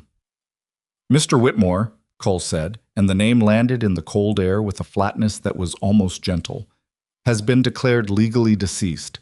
The county issued a death certificate in 2004 based on 3 years of abandonment following the accident. He paused. Whatever your personal connection to this property, the legal status is settled. Then it can be unsettled, Nathan said. A death certificate issued in absentia can be challenged when the subject presents himself. He looked at the deputy. That's Wyoming statute. You know that. The deputy's jaw moved. He did know that. This isn't a legal discussion, Cole said. This is a trespassing situation. I'd like you to leave the property. And I'd like to see the acquisition documentation, Nathan said, filed with the county, which is public record. He held Cole's gaze. We'll leave when we're ready. You're welcome to wait. Cole waited. He went back to the street and stood beside the SUV and talked to the deputy in a low, steady voice, while Nathan and Elias remained inside the garage. The 3 men from the pickup didn't disperse. They stood in a loose cluster near the civilian truck and looked at the garage with the patient, professional nothing of men who were comfortable waiting. He knew your name, Nathan said. He was at the side window, watching the street. Before you said it. Elias was at the workbench. He'd taken the ratchet down and was holding it, turning it over in both hands, not doing anything with it, just holding it the way a person held something that connected them to a version of themselves they needed to confirm still existed. I noticed, Elias said. He said Mr. Whitmore before anyone named you. I noticed that too. Nathan turned from the window. The accident in 2001. The truck that went off the road. Dell at the gas station said they found the vehicle but not the driver. Elias set the ratchet down. He was quiet for a moment. Parts of it are coming back, not clean, not in order. He pressed 2 fingers against his left temple, not in pain, in concentration, the gesture of someone trying to read something that kept moving. I remember the road. November, you said. The ice. A pause. I remember the truck going sideways, the guardrail, or there wasn't a guardrail, the culvert. I remember the cold of the water. He stopped. After that, it's long stretches of nothing with small things floating in it. A face here, a road there. I woke up once in a shelter in Billings, and I didn't know the year. I didn't know. He stopped again. I knew how to fix things. I knew that. It was the one consistent thing. Nathan came away from the window and stood with his arms crossed and his back to the wall. Cole's been trying to acquire this property for 3 years, he said. He knew your name. He had a death certificate ready to cite, which means he knew the Whitmore case specifically, not just the general situation of an abandoned property. He thought it through the way he'd thought through intelligence assessments in Helmand, looking for the shape of what the facts implied rather than just the facts themselves. What's on this property that's worth having? 6 buildings in an abandoned town in the middle of the Bighorns. Elias looked at the floor, at the workbench, at the vehicles in the bays. Pine Hollow sits on the corner of 3 county parcels, he said. The old mining access roads run through it. He said it slowly, as though reading from a document that was being printed as he spoke. There was talk, when I was operating, late 90s, about mineral surveys in the area. Coal bed methane. A company out of Denver was paying for survey rights. A pause. I remember not wanting to sell. I remember someone came to the garage and I told him to leave. He looked up. I remember that clearly. I told someone to leave this building. And 3 years later you had an accident on an iced road. The sentence sat in the cold air between them. Neither of them said the word for what they were both thinking, because saying it would make it a commitment, and neither of them had enough yet to make that commitment, but they were both thinking it. Outside, the voices in the street had stopped. Nathan went back to the window. Cole was off his phone. I was looking at the garage door with an expression that had moved past patience into something else. The expression of a man who'd made a decision and was now simply waiting for the correct moment to implement it. We need to take the tape, Nathan said. And the files, Elias said. He was at the desk, pulling the top drawer open. Inside, papers, a ledger book, receipts.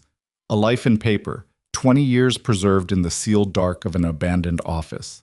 He began going through it with the methodical speed of someone who knew what they were looking for, even if they couldn't yet articulate what that was. There were survey documents. I remember keeping copies. The company sent papers. They always send papers. And I kept everything. How long do you need? Elias looked at the drawer, at the filing cabinet beside the desk. 15 minutes, he said. Nathan did the arithmetic on 15 minutes versus 5 men and a deputy with no particular reason to stay tolerant, and the math was not comfortable. I'll handle the front, he said. Ranger stays with you. Elias looked at the dog. Ranger looked back at him with the dark, steady attention he gave to anything he'd decided was his responsibility. Go, Elias said. Sat. Nathan walked out of the garage and into the street. The cold came back at him immediately. The afternoon had moved further toward evening, and the temperature had dropped another 5 degrees. The shadows from the western ridgeline beginning to reach across the valley floor. The snow on the street compressed under his boots with the dry creak of extreme cold. Cole watched him come. I owe you an apology, Nathan said. He said it with enough conviction that Cole's expression adjusted. A slight recalibration, the reassessment of a man who'd prepared for confrontation and received the opposite. That right.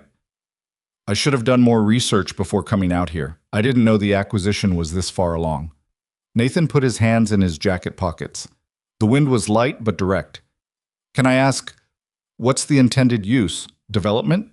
Cole studied him. That's not public information at this stage. Mineral rights? A pause. shorter than it should have been if the answer was no. Access and resource assessment, Cole said. That's all I'm authorized to say. Sure, Nathan nodded. We'll get out of your way shortly.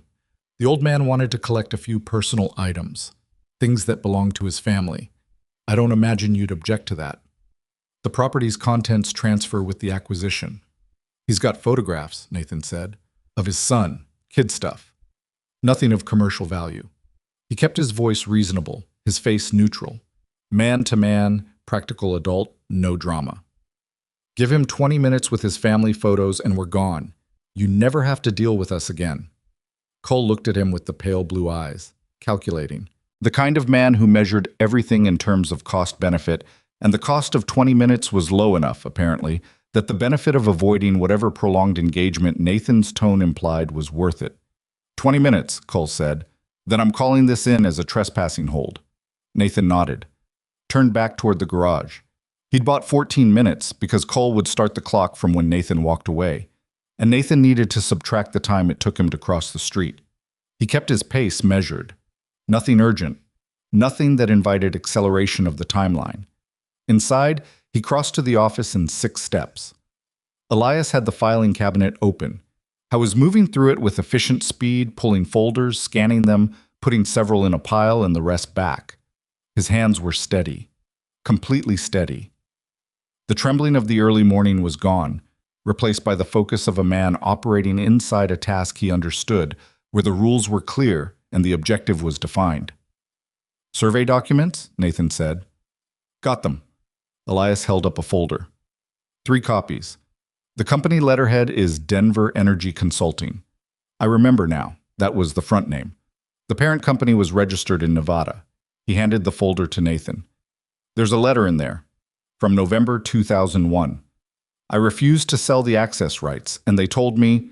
He stopped. They told me I'd regret the decision. Nathan looked at the letter. The date was November 3rd, 2001. The accident on the county road, according to Dell, was sometime in mid to late November of the same year. He put the folder inside his jacket. What else? This. Elias held up the letter. Business records, dates, transactions, names. Some of the names I remember writing in here. People who came to the garage asking questions before the letter. He put the ledger inside his own coat. And this. The videotape, which he'd brought from the office. Time's up, Nathan said. Let's move. They came out of the garage into the gray afternoon light, and Cole was standing 15 feet from the door. He'd moved closer while Nathan was inside. A slow repositioning, a compression of the space. The 3 men from the pickup were spread in a loose arc now, less casual than before. Ranger came out of the garage beside Elias and stopped. His ears went fully forward and his body went low. Not a crouch, but the particular settling of weight toward the hindquarters that happened when a working dog made an assessment and reached a conclusion. The hair on his spine rose in a ridge from shoulder to base of tail. Not a threat display for Cole. For the man on Cole's right. Nathan contracted it. Looked at the man on Cole's right, late 40s, canvas jacket, standing with the weight distribution of someone who had a thing under that jacket they were aware of at all times. Appreciate your patience, Nathan said. He moved toward the truck, slightly ahead and to the right of Elias, the angle putting himself between Elias and the man Ranger had flagged. Cole watched them move. The items you removed from the property, Cole said. Personal photographs, Nathan said. He kept walking, relaxed, nothing to see. I'd like to confirm that. I'd like a lot of things, Nathan said pleasantly. He got to the truck, opened the passenger door for Elias, opened the rear door for Ranger, who jumped in without taking his eyes off the man in the canvas jacket until the door closed. Nathan walked around to the driver's side. Cole stepped forward, not blocking, not quite, but close enough to the truck's path that the intention was clear. Captain Cross, Cole said. Nathan stopped with his hand on the door handle. The name. Not just his name, his rank. A rank he hadn't offered, hadn't mentioned, hadn't put on a business card or a social media profile or a county record anywhere in Wyoming. He turned to face Cole. You've done your homework, Nathan said. We do thorough work. Cole's pale eyes were steady. This is a complicated property situation. We don't need additional complications. I'd encourage you to consider that. It was not quite a threat. It was the architecture of a threat. The frame and the load-bearing walls without the explicit statement, in the particular way of men who understood that what was implied was legally safer than what was stated. Nathan looked at him for a long moment. Then he got in the truck, started the engine, and pulled out of the street. He watched the rear-view mirror. Cole stood in the snow and watched them go. The deputy stood beside the SUV with his arms crossed. The three men from the pickup didn't move. Nobody followed. Not immediately. Nathan drove. He drove fast once they were back on the county road. Not reckless in the snow, but as fast as traction allowed, the truck working through the accumulated white with the seriousness of a vehicle being asked to perform. He needed distance. He needed time to think, and thinking required distance. "He knew your rank," Elias said. "He ran me." Nathan watched the road and the mirrors in alternating rhythm. Before he came out there, he had time while we were inside. County property records would show the truck to plate, plate to registration. Registration gives him a name, and a name plus military bearing gives him enough for a basic search. He paused. "But the rank is interesting. That's not on a civilian record. That's someone who knows how to pull a service record. Can they do that?" "Depends on who they know." Nathan looked in the mirror. Still clean. Energy consulting companies don't typically have the contacts to pull a Marine Corps service record in under 30 minutes. He let that sit for a moment. But people who used to work for the government do. Elias was quiet, looking out the passenger window at the passing pines. "The letter," Nathan said. "November 2001. They told you you'd regret the decision. Then you had an accident on the county road." "Yes." "Do you think it was an accident?" A long pause. "I don't know," Elias said. "I remember the road being clear when I left the garage. I remember the pavement being clean and the temperature being above freezing when I started the drive." A pause. "I don't remember ice. I remember something wrong with the steering, something that wasn't right before it wasn't right." He pressed his hand flat against the door, a steadying gesture that had become familiar over the last 4 days. "But I was off a mountain road and in a creek in November, and I was—" He stopped. "I wasn't young, and my memory of that time is the least reliable part of everything." "But you kept the documents," Nathan said. "I kept everything." A pause. "I didn't know why. At the time, it just felt like the kind of thing you kept. The kind of thing you kept. 20 years in a filing cabinet in the dark of an abandoned garage, waiting for the person who'd filed them to come back and understand what they meant." Nathan thought about the patent instinct of that, the unconscious archiving of a man who sensed the importance of something without being able to articulate why. The same instinct that kept a key on a cord around a neck for 20 years without knowing what it opened. The body remembered what the mind couldn't hold. Carol was not surprised to see them return. She had the look of someone who'd been watching the road and not watching the road at the same time. The careful, practiced nonchalance of someone who was doing both and didn't want to be caught doing either. She looked at their faces and read them with the efficiency Nathan was coming to expect from her. "Inside," she said. "Coffee's fresh." The shelter had mostly emptied over the course of the day. The storm's aftermath had allowed people to return to wherever they'd come from, and the space that had been compressed and full of cots and bodies was now open and slightly echoic. 4 or 5 people remaining, mostly the ones whose situations were complicated independent of the weather. Carol sat them at the table furthest from the remaining occupants and poured coffee and sat down.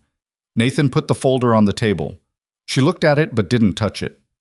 "Denver Energy Consulting," Nathan said. "Ring any bells?" She thought about it. Vaguely.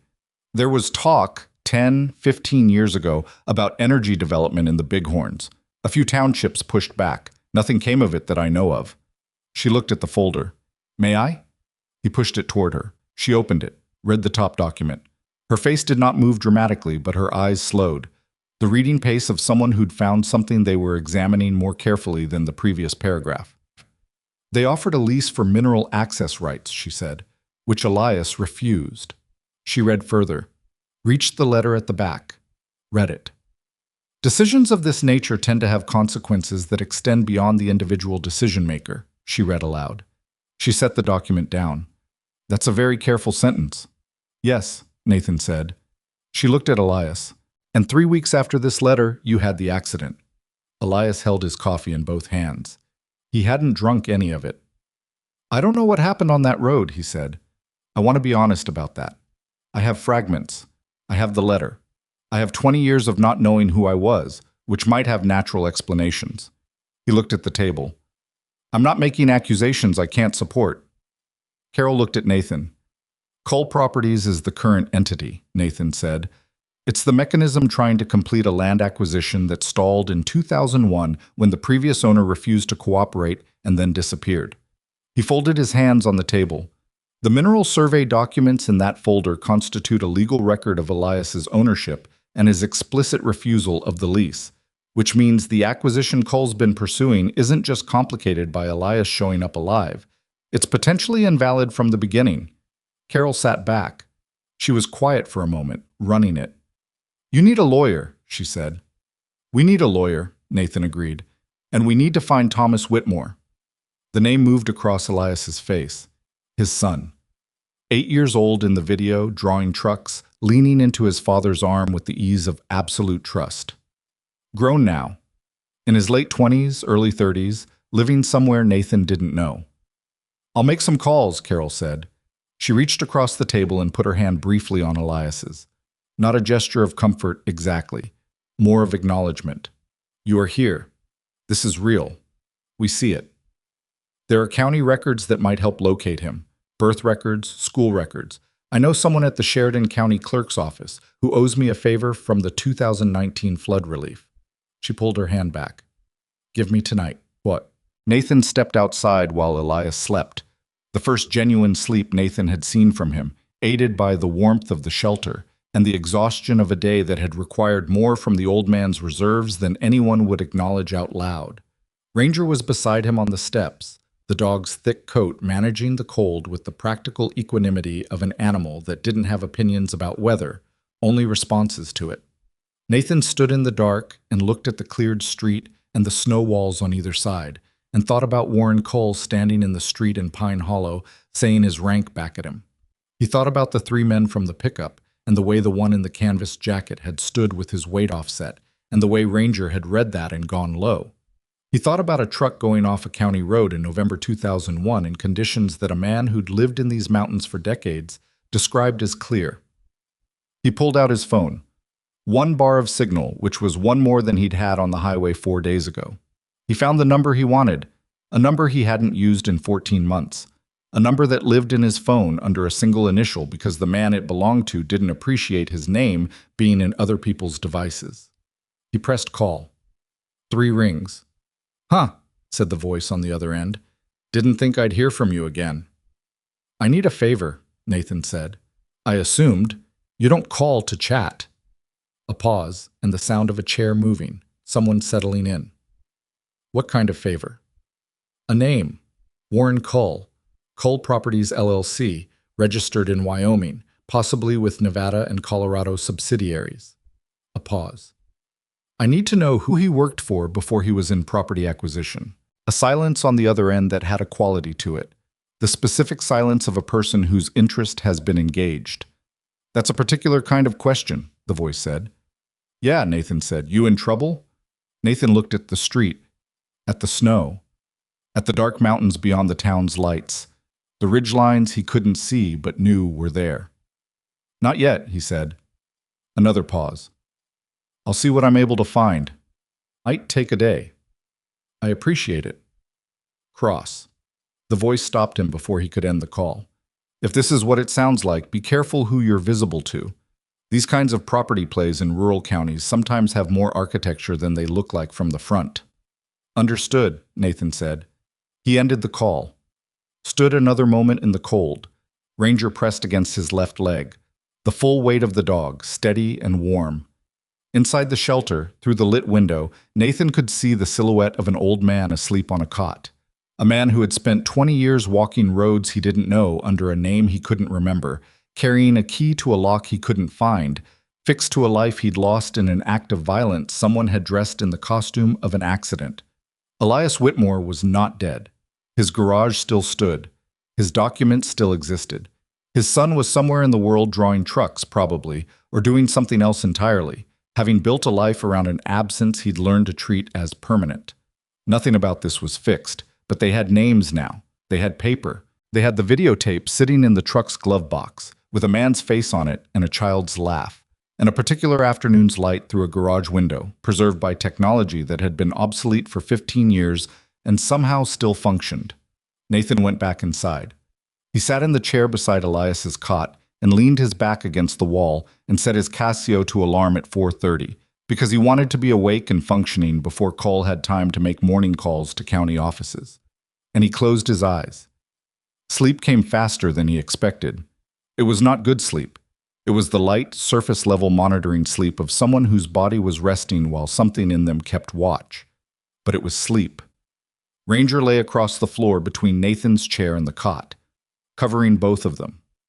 In the morning, there would be a lawyer to find and a son to locate and a 20-year conspiracy dressed in property law to begin dismantling. In the morning, Cole would be making calls, and the deputy who'd stood in the Pine Hollow street would be writing a report that said whatever Cole needed it to say. In the morning, everything would accelerate.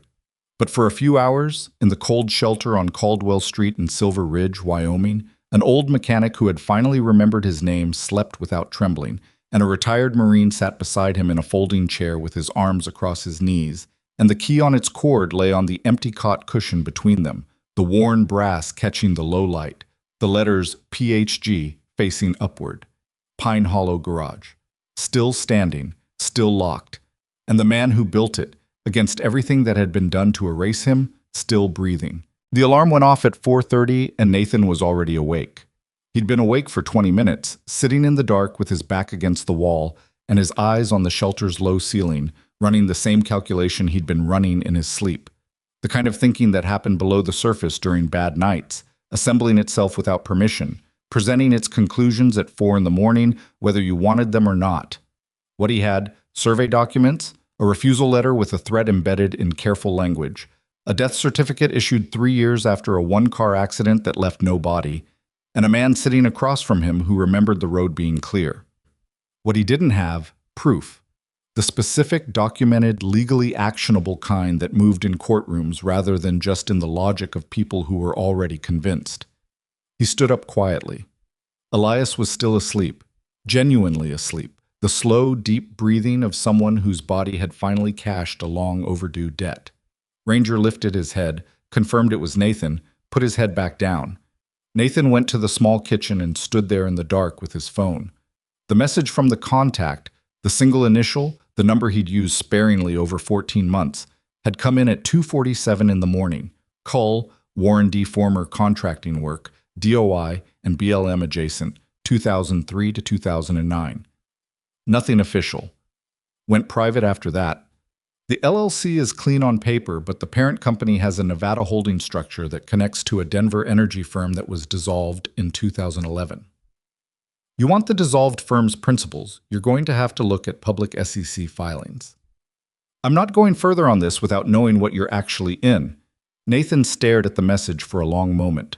DOI, Department of the Interior, BLM, Bureau of Land Management, Federal Adjacency. Not a government employee, the message said. Contracting work, which was its own language, in Nathan's experience. A language that meant the kind of work that existed in the space between official action and official deniability. He typed back the dissolved firm's name. 3 minutes passed. Then, Meridian Resource Partners, LLC, Denver, CO.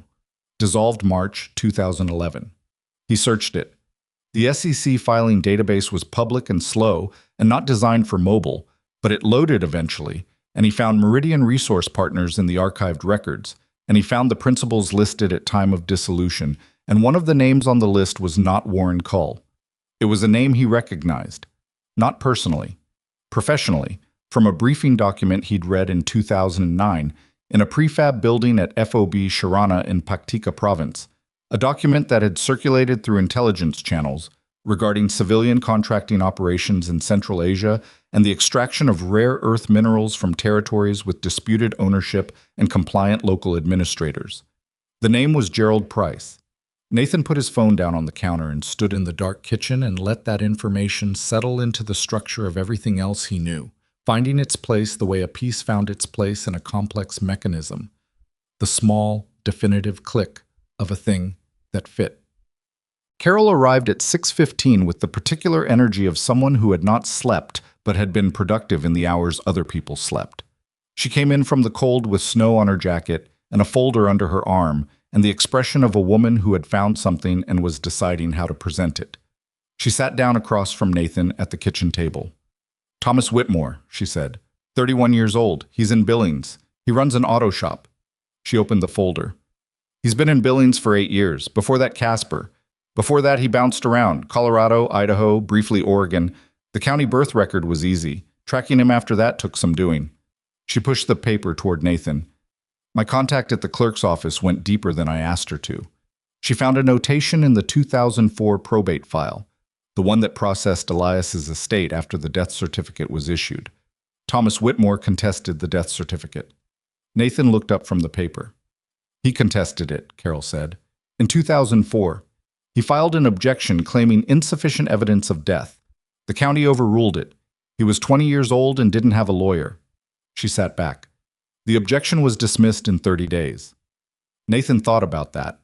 A 20-year-old kid, alone, contesting a county death certificate for his father who disappeared in a one-car accident. No body, no witnesses, no money for legal representation. Filed and dismissed in 30 days. "He never stopped believing he was alive," Nathan said. "Apparently not." Carol looked at the folder. "There's something else. The auto shop he runs in Billings. It's called Whitmore Automotive.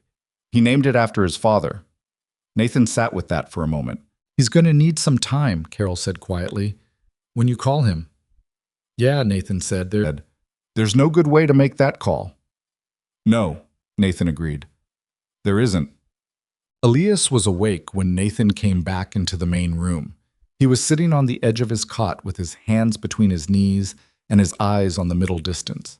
Alert but still, the kind of stillness that preceded a decision rather than following one. Nathan sat in the chair, put the folder on the cot between them. Elias looked at it, didn't pick it up. "Thomas," Nathan said. Elias's jaw worked. One slow movement. "He's in Billings. He runs a shop. He named it Whitmore Automotive." Nathan paused.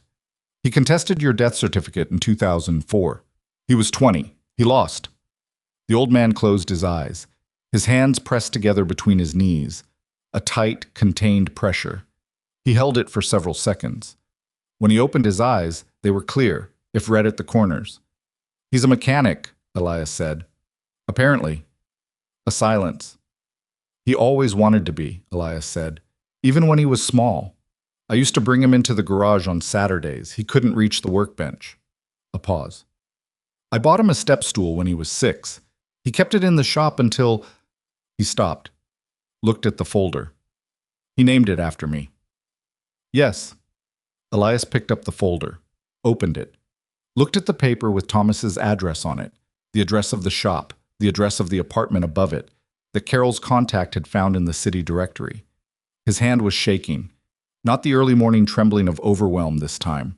Something different, finer, faster, the specific vibration of a person trying to hold very still against a force that was moving through them rather than from them. "I don't know what to say to him," Elias said. "You don't have to know yet," Nathan said. "We make the call. We figure out the rest as it comes." Elias looked at him, the gray eyes, clear and tired and carrying 20 years of roads that had led here. "What if he—" He stopped, started again. "What if he can't—" "He named the shop after you," Nathan said. That was all. Elias sat with it, and Nathan let him sit with it, and Ranger came and lay down on the old man's feet with the reliable gravity of an animal that understood when weight was needed. The call happened at 7:40 in the morning. Nathan dialed from his phone and handed it to Elias when it began to ring, then walked to the far side of the room and stood with his back to the conversation. This was not his moment. His job was to have made the moment possible. He heard Elias say, "Thomas?" Just the name. Just that word. And the specific texture of it. The particular catch and recovery of a voice that had carried a name silently for 2 decades and was now allowing it out into open air. He didn't hear Thomas's response. He heard the silence of Elias listening to it, And then he heard Elias say, "It's me." And then, I know. I'm going to explain everything. All of it." A pause. "I know it doesn't make sense." "It will." Another pause, longer. "No, I'm not. I'm not going anywhere. I promise you that." Nathan looked at the wall. He thought, without intending to, about his own father. About a man he hadn't called in 8 months because every conversation circled the same drain. The expectation that Nathan would come home, settle somewhere, be something legible. The disappointment, never stated directly, that lived in the careful neutrality of his father's voice when Nathan described his life as it currently existed. Truck, dog, no fixed address, no particular plan. He thought about how easy it was to let time pile up between people until the pile was high enough that going over it seemed harder than staying on the near side.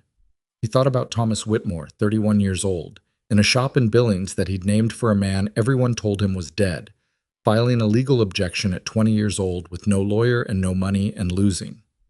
Sometimes the most stubborn thing a person did was also the most important. "Behind him," Elias said. "I'll come to you as soon as I can get there." A pause. "I'll explain everything. I'll have a man with me. His name is Nathan. He found me." A long pause. Listening. Then, very quietly, "I'm sorry." I know.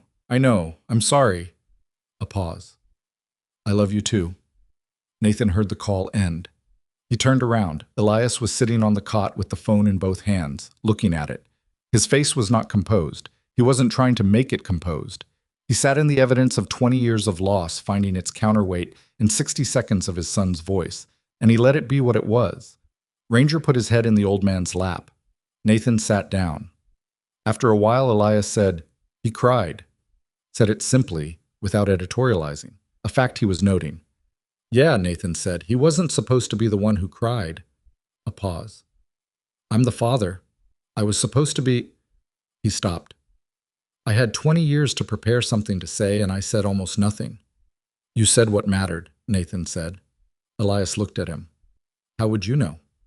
"A fair point." Nathan conceded it with a small nod. "He wants to drive here," Elias said. "I told him we'd come to Billings. It's faster." "When?" "Today, if the roads allow." Nathan thought about Cull, about the county property office opening at 8. About the clock that was running on Elias's legal status, the challenge to the death certificate, the documents from the garage, the name on the acquisition papers that connected to a dissolved Denver energy firm that connected to a name from a 2009 intelligence briefing. "We have one stop to make first," Nathan said. The Sheridan County Legal Aid Office occupied a second-floor suite in a building on Main Street that also housed an insurance agency, a dentist, and an accountant whose seasonal decorations were 6 weeks out of date. The legal aid office had 2 attorneys on staff, 1 paralegal, and a waiting room with 4 plastic chairs and a bulletin board dense with resource flyers. The attorney who saw them was named Patricia Souza, 40-something, compact, with reading glasses on a chain, and the specific verbal economy of someone who had spent years listening to complicated situations and had learned to move straight to the functional core of them. Nathan put the folder on her desk. She read the documents in silence. All of them. She did not rush. She took 7 minutes, which was efficient given the volume. Then she sat back and looked at Elias.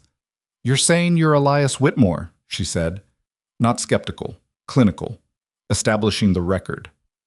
"I am," Elias said, "and you can support that claim." "The key fits the lock on the garage door," Nathan said. "There's a videotape, a home recording, that shows him clearly at an age consistent with the photographs in the county property file." He paused.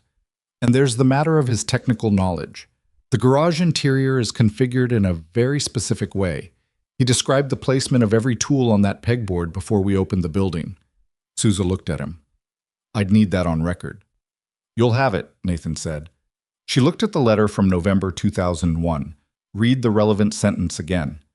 "This is not proof of anything except an aggressive business negotiation." "I know." "The accident. Do you have any evidence that it was anything other than an accident?" "Not yet," Nathan said, "but I have a name." He told her about Meridian Resource Partners, about Gerald Price, about the connection to federal contracting work.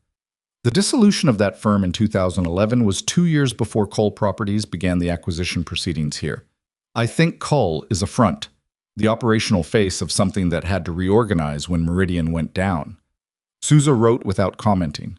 She had a legal pad, and she wrote in the quick, angular shorthand of someone who was taking the useful parts of what she heard and discarding the speculation. "What I can do," she said, when he'd finished, "is file a motion to vacate the death certificate based on Elias's presence and the key evidence. That's straightforward. Legally, Wyoming allows for vacation of a presumptive death certificate upon the subject's appearance and identification. It's not quick, but it's established." She looked at the acquisition documents. "I can also file an injunction against the Cole Properties acquisition pending resolution of the ownership question. The grounds are that the primary asset, Elias Whitmore, the legal owner, was not demonstrably deceased at the time the acquisition proceedings began." A pause. "That will make Cole's people uncomfortable." "That's the goal," Nathan said. "It will also make them active," she said. "If there's anything to the larger picture you're describing, an injunction puts them on a clock." She looked at Nathan steadily. "I want to be clear about what I can and can't do here. I can do the property law. I am not equipped to pursue a criminal investigation of a 20-year-old contracting conspiracy, and I would advise you very strongly not to try to do it yourself." "I have contacts," Nathan said, "in the Marine Corps." "Former contacts." She looked at him. "Captain Cross, the Marine Corps doesn't investigate property fraud in Wyoming." "No," Nathan said, "but people who used to do other things for the government sometimes know people who do." He kept his voice even. "I'm not proposing anything outside legal channels.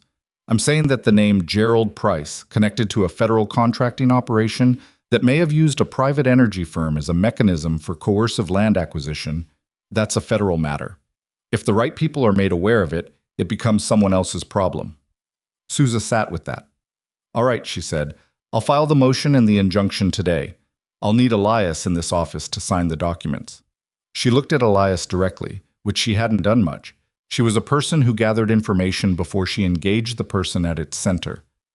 "Mr. Whitmore, are you prepared to do that?" Elias looked at her. "I've been preparing for 20 years, he said. "I just didn't know what I was preparing for." She nodded. Once. The nod of a person who had heard a great many things in this office and had learned to take in the ones that were true without making a performance of recognizing them. They were back at the shelter by 11. The injunction was filed at 11:40. Souza moved with the speed of someone who understood that a filed document changed the operational terrain and that speed in filing was itself a legal strategy.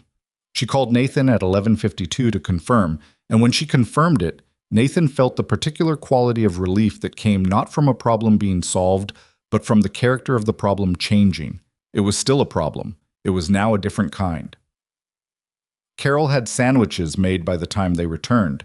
She set them on the table without ceremony and sat down with her coffee and looked at the two of them. "Well," she said. "Injunctions filed," Nathan said. "Motion to vacate the death certificate is in process." He ate half a sandwich in 3 bites. He hadn't eaten since the previous evening, and his body had been noting this with increasing insistence. Cole's going to know within the hour. And then? Then he either backs off or he escalates. Nathan looked at his phone. A message had come in while he was in Souza's office, from the single initial, a response to his follow-up query about Gerald Price. And I have a better sense now of which one he'll do. The message read, "Price is in Denver. He's been quiet for 10 years, but he's not gone. If he's connected to a Wyoming property play that's been ongoing for 3 years, he has a reason it hasn't closed. Something's blocking it. Now I think I know what that something is." And then, after a pause in the message, timestamps that suggested the contact had taken time to decide how much to say. "Be careful. This level doesn't get aggressive in ways you can predict. It gets administrative." Administrative. The word landed in Nathan's thinking with the weight of specific experience. He'd seen administrative pressure applied in theater, not bullets and threats, but paperwork, procedural delays, license revocations, supply disruptions, inspections. The machinery of authority used as a tool of attrition against people who didn't have the resources for a long fight. That was the play Cole would make now. They needed to not be in a long fight. "We're going to Billings today," Nathan said. Carol looked at him, then at Elias. Thomas, Elias said, as explanation, as the only explanation required. She looked at her watch. The roads to Billings were clear, or as clear as Wyoming roads were in December, which meant manageable. 3 hours, maybe 3.5. Then go, she said. I'll stay on Sousa. I'll let you know if Cole makes any moves in the county. She stood up, started gathering the sandwich plates. Carol, Elias said. She turned. Elias looked at her. He had the expression of a man who had spent decades without enough people to thank for things, so the act of it was unpracticed, slightly rough around the edges, offered plainly rather than smoothly. Thank you, he said. For the cot. The soup. A pause. For looking him up. Carol set the plates back down, looked at Elias Whitmore. 82 years old, 20 years lost, wearing a canvas coat and holding a brass key, and her face did something brief and genuine that she covered efficiently, the way practical people covered the moments when something got through their defenses. Don't make it a big thing, she said. Go see your son. The drive to Billings took 3 hours and 20 minutes. Elias spent most of it quiet, looking at the passing landscape. The plains opening up east of the Bighorns, the huge flat sky, the winter bare sage. Nathan drove and let the silence be what it was, and didn't try to fill it with words that would only be noise. An hour out, Elias said, Tell me about the discharge. Nathan glanced at him. My discharge? You're still processing it. A pause. You've been processing it since before you stopped. The way you run situations, the way you read spaces. You're still operating, but you don't have an operation. Nathan drove for a moment. 12 years is a long time to do something before you stop doing it. What happens now? I don't know, Nathan said, which was honest, which was, in his experience, the more useful answer than one that was more complete but less accurate. The truck, Elias said. The road. No destination. Something like that. Elias was quiet again. Then, when I had the garage, I used to get men like you. Veterans. They'd come in with vehicles in bad shape. Sometimes the vehicle was a proxy for something else, something they couldn't name. They'd stay longer than the repair required. A pause. I don't think I understood then what I was offering them. I thought I was fixing their trucks. A longer pause. I think I was giving them somewhere to be that made sense, somewhere that had clear problems with solvable answers. Nathan looked at the road, the plains, the winter sky. Maybe, he said. Is that why you're here? Elias said. With me. The truck on the highway, the storm. You could have sheltered in Silver Ridge and let me walk. Nathan thought about it. The real answer, not the modest one. You fixed the truck in 40 seconds, he said. And then you couldn't tell me your name. Those two things together didn't add up to anything I could leave alone. Elias looked at him. Something moved in the gray eyes. Not quite amusement, but its functional neighbor. Pattern recognition, Nathan said. I was told it was a useful skill. It is, Elias said. It's also a burden. Yeah, Nathan said. It is. Whitmore Automotive sat on the south side of Billings, on a commercial strip that had the functional, undecorated character of a neighborhood built for use rather than appearance. The building was a 4-bay shop, concrete block construction, with a gravel lot and a sign above the entrance that had been painted in clean, dark lettering with no particular design flourish. Just the name, in full. Nathan turned into the lot and parked. He looked at Elias. Elias was looking at the sign. His face was doing the thing it did when something hit him before his mind could manage it. The unguarded opening, the direct impact, no buffer. A man came out of the shop's side door. He was 31 years old, and he was lean, with dark hair and gray eyes, and the hands of someone who'd been working on engines since he was old enough to reach a workbench with a step stool. He stopped when he saw the truck, looked at the passenger window. He couldn't see through it from that distance, but he stood very still in the cold, and his jaw was set in the tight, controlled way of a person keeping themselves together through the application of deliberate effort. Nathan got out of the truck and walked around to the passenger side and opened the door. Elias got out. Thomas Whitmore looked at his father for the first time in 20 years. Neither of them said anything for a long moment. The cold moved between them and around them, and the shop sign was above them, and Ranger was watching from the truck window with his ears forward. Then Thomas crossed the gravel in 4 steps and put his arms around the old man, and Elias held on with the grip of a man who had found something he'd spent 20 years not knowing he was looking for. Nathan walked to the far end of the lot and stood with his hands in his pockets and looked at the mountains visible at the edge of the city's horizon. The same mountains, different angle. The bighorns, pale and enormous in the winter sky. He stayed there until it seemed right to turn back. The shop's break room was small and smelled of burnt coffee and motor oil, and the particular warmth of a space used by people who worked hard in cold weather and valued the contrast. Thomas made coffee, the automatic kind, nothing special, and set 4 mugs on the small table because Carol had come in from the truck when Nathan went back for her, which was the right call because Thomas needed someone he could ask questions to while the larger parts of the situation assembled themselves. Thomas asked a lot of questions. He had the focused, logical questioning pattern of someone who'd been carrying an unresolved thing for a long time and had constructed a framework for it, a set of hypotheses and gaps, and was now, for the first time, getting data. The accident, he said. He was looking at the Denver Energy letter. I told them it wasn't right. I told the county investigator. He set the letter down. He wrote it up as driver error in adverse conditions. I was 20. He looked at me like I was a grieving kid who needed to blame someone. You were right to question it, Nathan said. We don't have proof yet, but it's there, Thomas said, in the structure of it. Somebody pressured Dad, the accident happened, the property proceedings started 3 years later after the death certificate cleared. He looked at Nathan with the gray eyes that were his father's eyes. That's not coincidence. No, Nathan said. It isn't. Thomas looked at his father. Elias was holding his mug with both hands, the way he'd held the coffee in the shelter.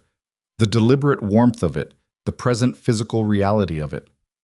You didn't know, Thomas said, not accusatory, needing to say it plainly. I knew nothing, Elias said. For a long time I didn't know what I didn't know. It's only being here, being in the garage, the tape. He looked at his son. You were 8 in the tape. You had motor oil in your hair. Thomas's mouth moved. Not quite a smile. Something more complicated than that. The smile's raw material, not yet assembled. You always kept that camera on books, Thomas said. The tripod was broken, Elias said. I know, I remember. A pause. I looked for you. After the probate, I drove every shelter in Wyoming and Montana I could reach. I put flyers up. He looked at the table. After a few years, He stopped. I didn't stop. I just changed what it looked like. You named the shop, Elias said. Yeah. Why did you stay with it? Mechanics. Thomas looked at him steadily. Because every time I worked on an engine, I thought about what you taught me, and I didn't want to stop thinking about it. He paused. And because I'm good at it. Elias looked at his son for a long moment. The 20 years between them, all the distances and silences and absences, sat on the table alongside the coffee mugs and the Denver Energy letter, present but no longer the loudest thing in the room. You are, Elias said. You always were. Nathan looked at the table, looked at the coffee ring his mug had made, gave them the moment because it was theirs, because moments like this were rare and specific and belonged to the people inside them. Outside, through the break room's single window, the winter sky over Billings was going the pale gold of late afternoon, the light thin and clear and without warmth, but beautiful in the precise, indifferent way of winter light that didn't require you to feel anything about it, but offered the possibility anyway. His phone buzzed. Sousa. He stepped out of his break room into the shop floor to take it. The county confirmed receipt of the injunction, she said. Cole's attorney called my office 40 minutes after filing. That's fast. That's what I said. A pause. They're not backing off, Captain Cross. They filed a response claiming the injunction is based on fraudulent identity representation and requesting a summary dismissal. She paused again. They have an affidavit from a physician, a psychiatrist, stating that Elias Whitmore suffered severe cognitive impairment in the 2001 accident and cannot be considered a reliable or legally competent witness to his own identity. Nathan stood in the middle of the shop floor between a lifted sedan and a workbench that looked enough like Elias's workbench that the resemblance was unmistakable. Thomas had built this space the way he'd been taught to build it. They moved fast, Nathan said. They had it ready, Souza said, which means they were expecting this. They knew he might surface eventually. A pause. Nathan, this psychiatrist, his affidavit is dated yesterday. That means they had contact with him before you filed the injunction, before you found Elias's name. She let that sit. Someone told them you were looking. Nathan ran back through the last 5 days. The gas station, Dell, the highway patrol call, the shelter, 11 people in the Silver Ridge church basement during a blizzard. Carol had made phone calls. Carol, who he trusted, and who had no reason to betray them, and who might not have known that someone was listening to the right number at the right time, or someone else entirely, someone whose job it was to listen. What do we do? Nathan said. We get Elias properly evaluated, Souza said. Independent neuropsychologist, reputable, not connected to Sheridan County's referral network. We get documentation of his cognitive function, and we do it fast. She paused. And Nathan, the price connection. If you have someone who can move on that at the federal level, now is the time. Because what they just filed tells me this isn't just property law anymore. I know, Nathan said. He looked through the break room window. Elias and Thomas were sitting at the small table, talking. Low voices, the particular cadence of two people working backward through time together, filling gaps. Thomas's hands were wrapped around his mug. Elias was leaning slightly forward, the posture of a man listening as much as speaking. I'll make the call, Nathan said. Tonight. He ended the call. Stood in the shop that smelled like Elias's garage, not because it was the same place, but because the same man had passed his knowledge, his habits, his exacting and precise way of organizing a working space, to the son who'd built this place in his absence as an act of stubborn, 20-year faith. Ranger appeared at his left knee. The dog had nosed the break room door open, apparently, and followed Nathan out. He sat beside him in the shop and looked up with the dark, focused eyes. Nathan put his hand on the dog's head. They were a long way from the frozen highway outside Silver Ridge. The truck had been fixed in 40 seconds by a man who couldn't remember his own name, and the 40 seconds had led here. To this shop, to this afternoon's pale light, to a son who had never stopped believing.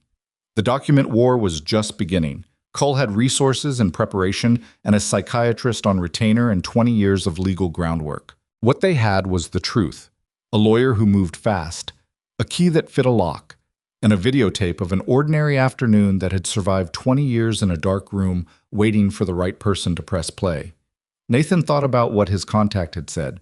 It gets administrative. He could do administrative.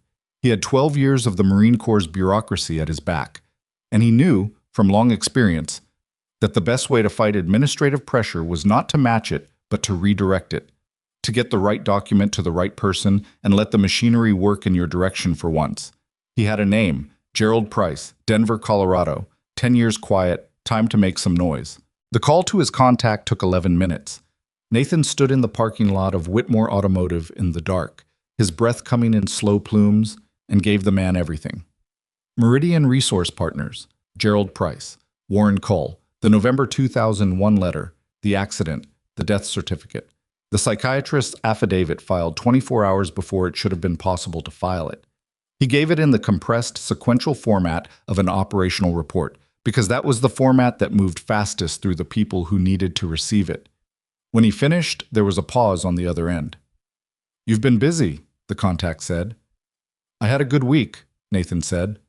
Another pause. Price has been on a watch list for 6 years. Nothing actionable. This might be actionable. A beat. I'm not making promises. I'm not asking for promises, Nathan said. I'm asking for the right person to see the right document. Give me 72 hours. It took 54. The federal inquiry into Meridian Resource Partners' dissolved assets and their connection to ongoing land acquisition operations in 3 western states was not announced dramatically. It appeared as a filing notation in a Denver federal district court, the kind of entry that meant nothing to anyone who didn't know what to look for. Patricia Souza found it on a Tuesday morning and called Nathan before he'd finished his first coffee. Cole Properties withdrew its acquisition proceedings from Sheridan County the following Thursday. No statement, no explanation. The paperwork simply stopped, the way pressure stopped when the source of it was removed. Gerald Price's name appeared in a subsequent federal document as a person of interest in an ongoing investigation. He did not comment publicly. His attorney did, briefly, in language so carefully constructed it communicated nothing except that a great deal of money was being spent to keep it that way. Warren Cole was not charged with anything, not yet, and possibly not ever. The law moved in its own direction and at its own pace, and Nathan had long ago made peace with the fact that the correct outcome and the legal outcome were not always the same thing. What mattered was that the machinery pressing on Elias Whitmore had been disengaged, and the death certificate was vacated by a Sheridan County judge 6 weeks after Patricia Souza filed the motion, and Elias Whitmore was, legally and formally, alive. He'd been alive the whole time, of course, but now the paperwork agreed. The garage reopened in April. Not the same day, not the same week. There was work to do first, and the work was considerable. The roof needed reinforcement where 20 Wyoming winters had found the weak points. The electrical system needed full replacement. 2 of the 6 windows had cracked in the freeze-thaw cycles of intervening decades and admitted a thin, persistent draft that made working in winter a commitment. Thomas drove up from Billings on the first weekend and didn't leave for 3 days. He and Elias worked side by side on the structural repairs with the particular ease of 2 people who had the same instincts about the same problems, the same way of assessing a load-bearing question, the same preference for doing a thing correctly over doing it fast, the same comfortable silence that settled between them when the work was clear and the hands knew what to do. Nathan worked alongside them and was considerably less useful, which Thomas pointed out once with the direct honesty of a man who had his father's manner, and which Nathan acknowledged without argument because it was accurate. "You're better at finding things than fixing them," Thomas said. He was running a sander along the workbench edge, restoring the oak surface to something worth working on again. "That's a diplomatic way to put it," Nathan said. "I wasn't trying to be diplomatic." "I know. I appreciated it anyway." Elias, from under the Mustang, which he'd finally returned to 23 years after setting the head gasket components on the rubber mat, made a sound that was not quite a laugh but occupied the same neighborhood. The gasket arrived from a supplier in Sheridan. It fit.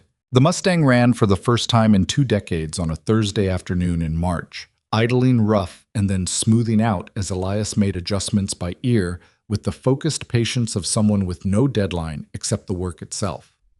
Thomas stood in the bay with his arms crossed and listened to the engine find its rhythm, and his face held the expression of a man watching something he'd been told was gone come back. They didn't make it a ceremony. Elias turned the engine off after 4 minutes, got out from under the hood, and said the timing was slightly off, and he'd need to look at it again tomorrow.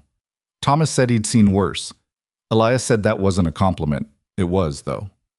The sign went up on the first genuinely warm weekend of April. Not the old sign. The old sign was past saving, the paint too far gone, the wood too soft. Thomas had made a new one in his Billings shop over the winter months, working on it in the evenings. And when he brought it up in the truck bed and they hung it above the entrance, it was clean and dark and plain, the letters honest and without flourish. Pine Hollow Garage. Below it, in smaller letters, a line that hadn't been there before. All vehicles, all situations, everyone welcome. Carol drove out from Silver Ridge the day it opened, which was a Saturday in the first week of April, with thin spring sunlight on the snow patches still hiding in the north-facing shadows. She brought sandwiches because that was what Carol brought. She stood in the garage doorway and looked at the restored interior, the tools on their pegboard in their traced outlines, the workbench refinished, the Mustang and its bay gleaming from a polish Thomas had applied the night before, the cold stove replaced with a functioning wood stove that put out real heat. And she didn't say anything for a moment. Then, "It looks like it never left." "It didn't," Elias said. "We just cleaned it up."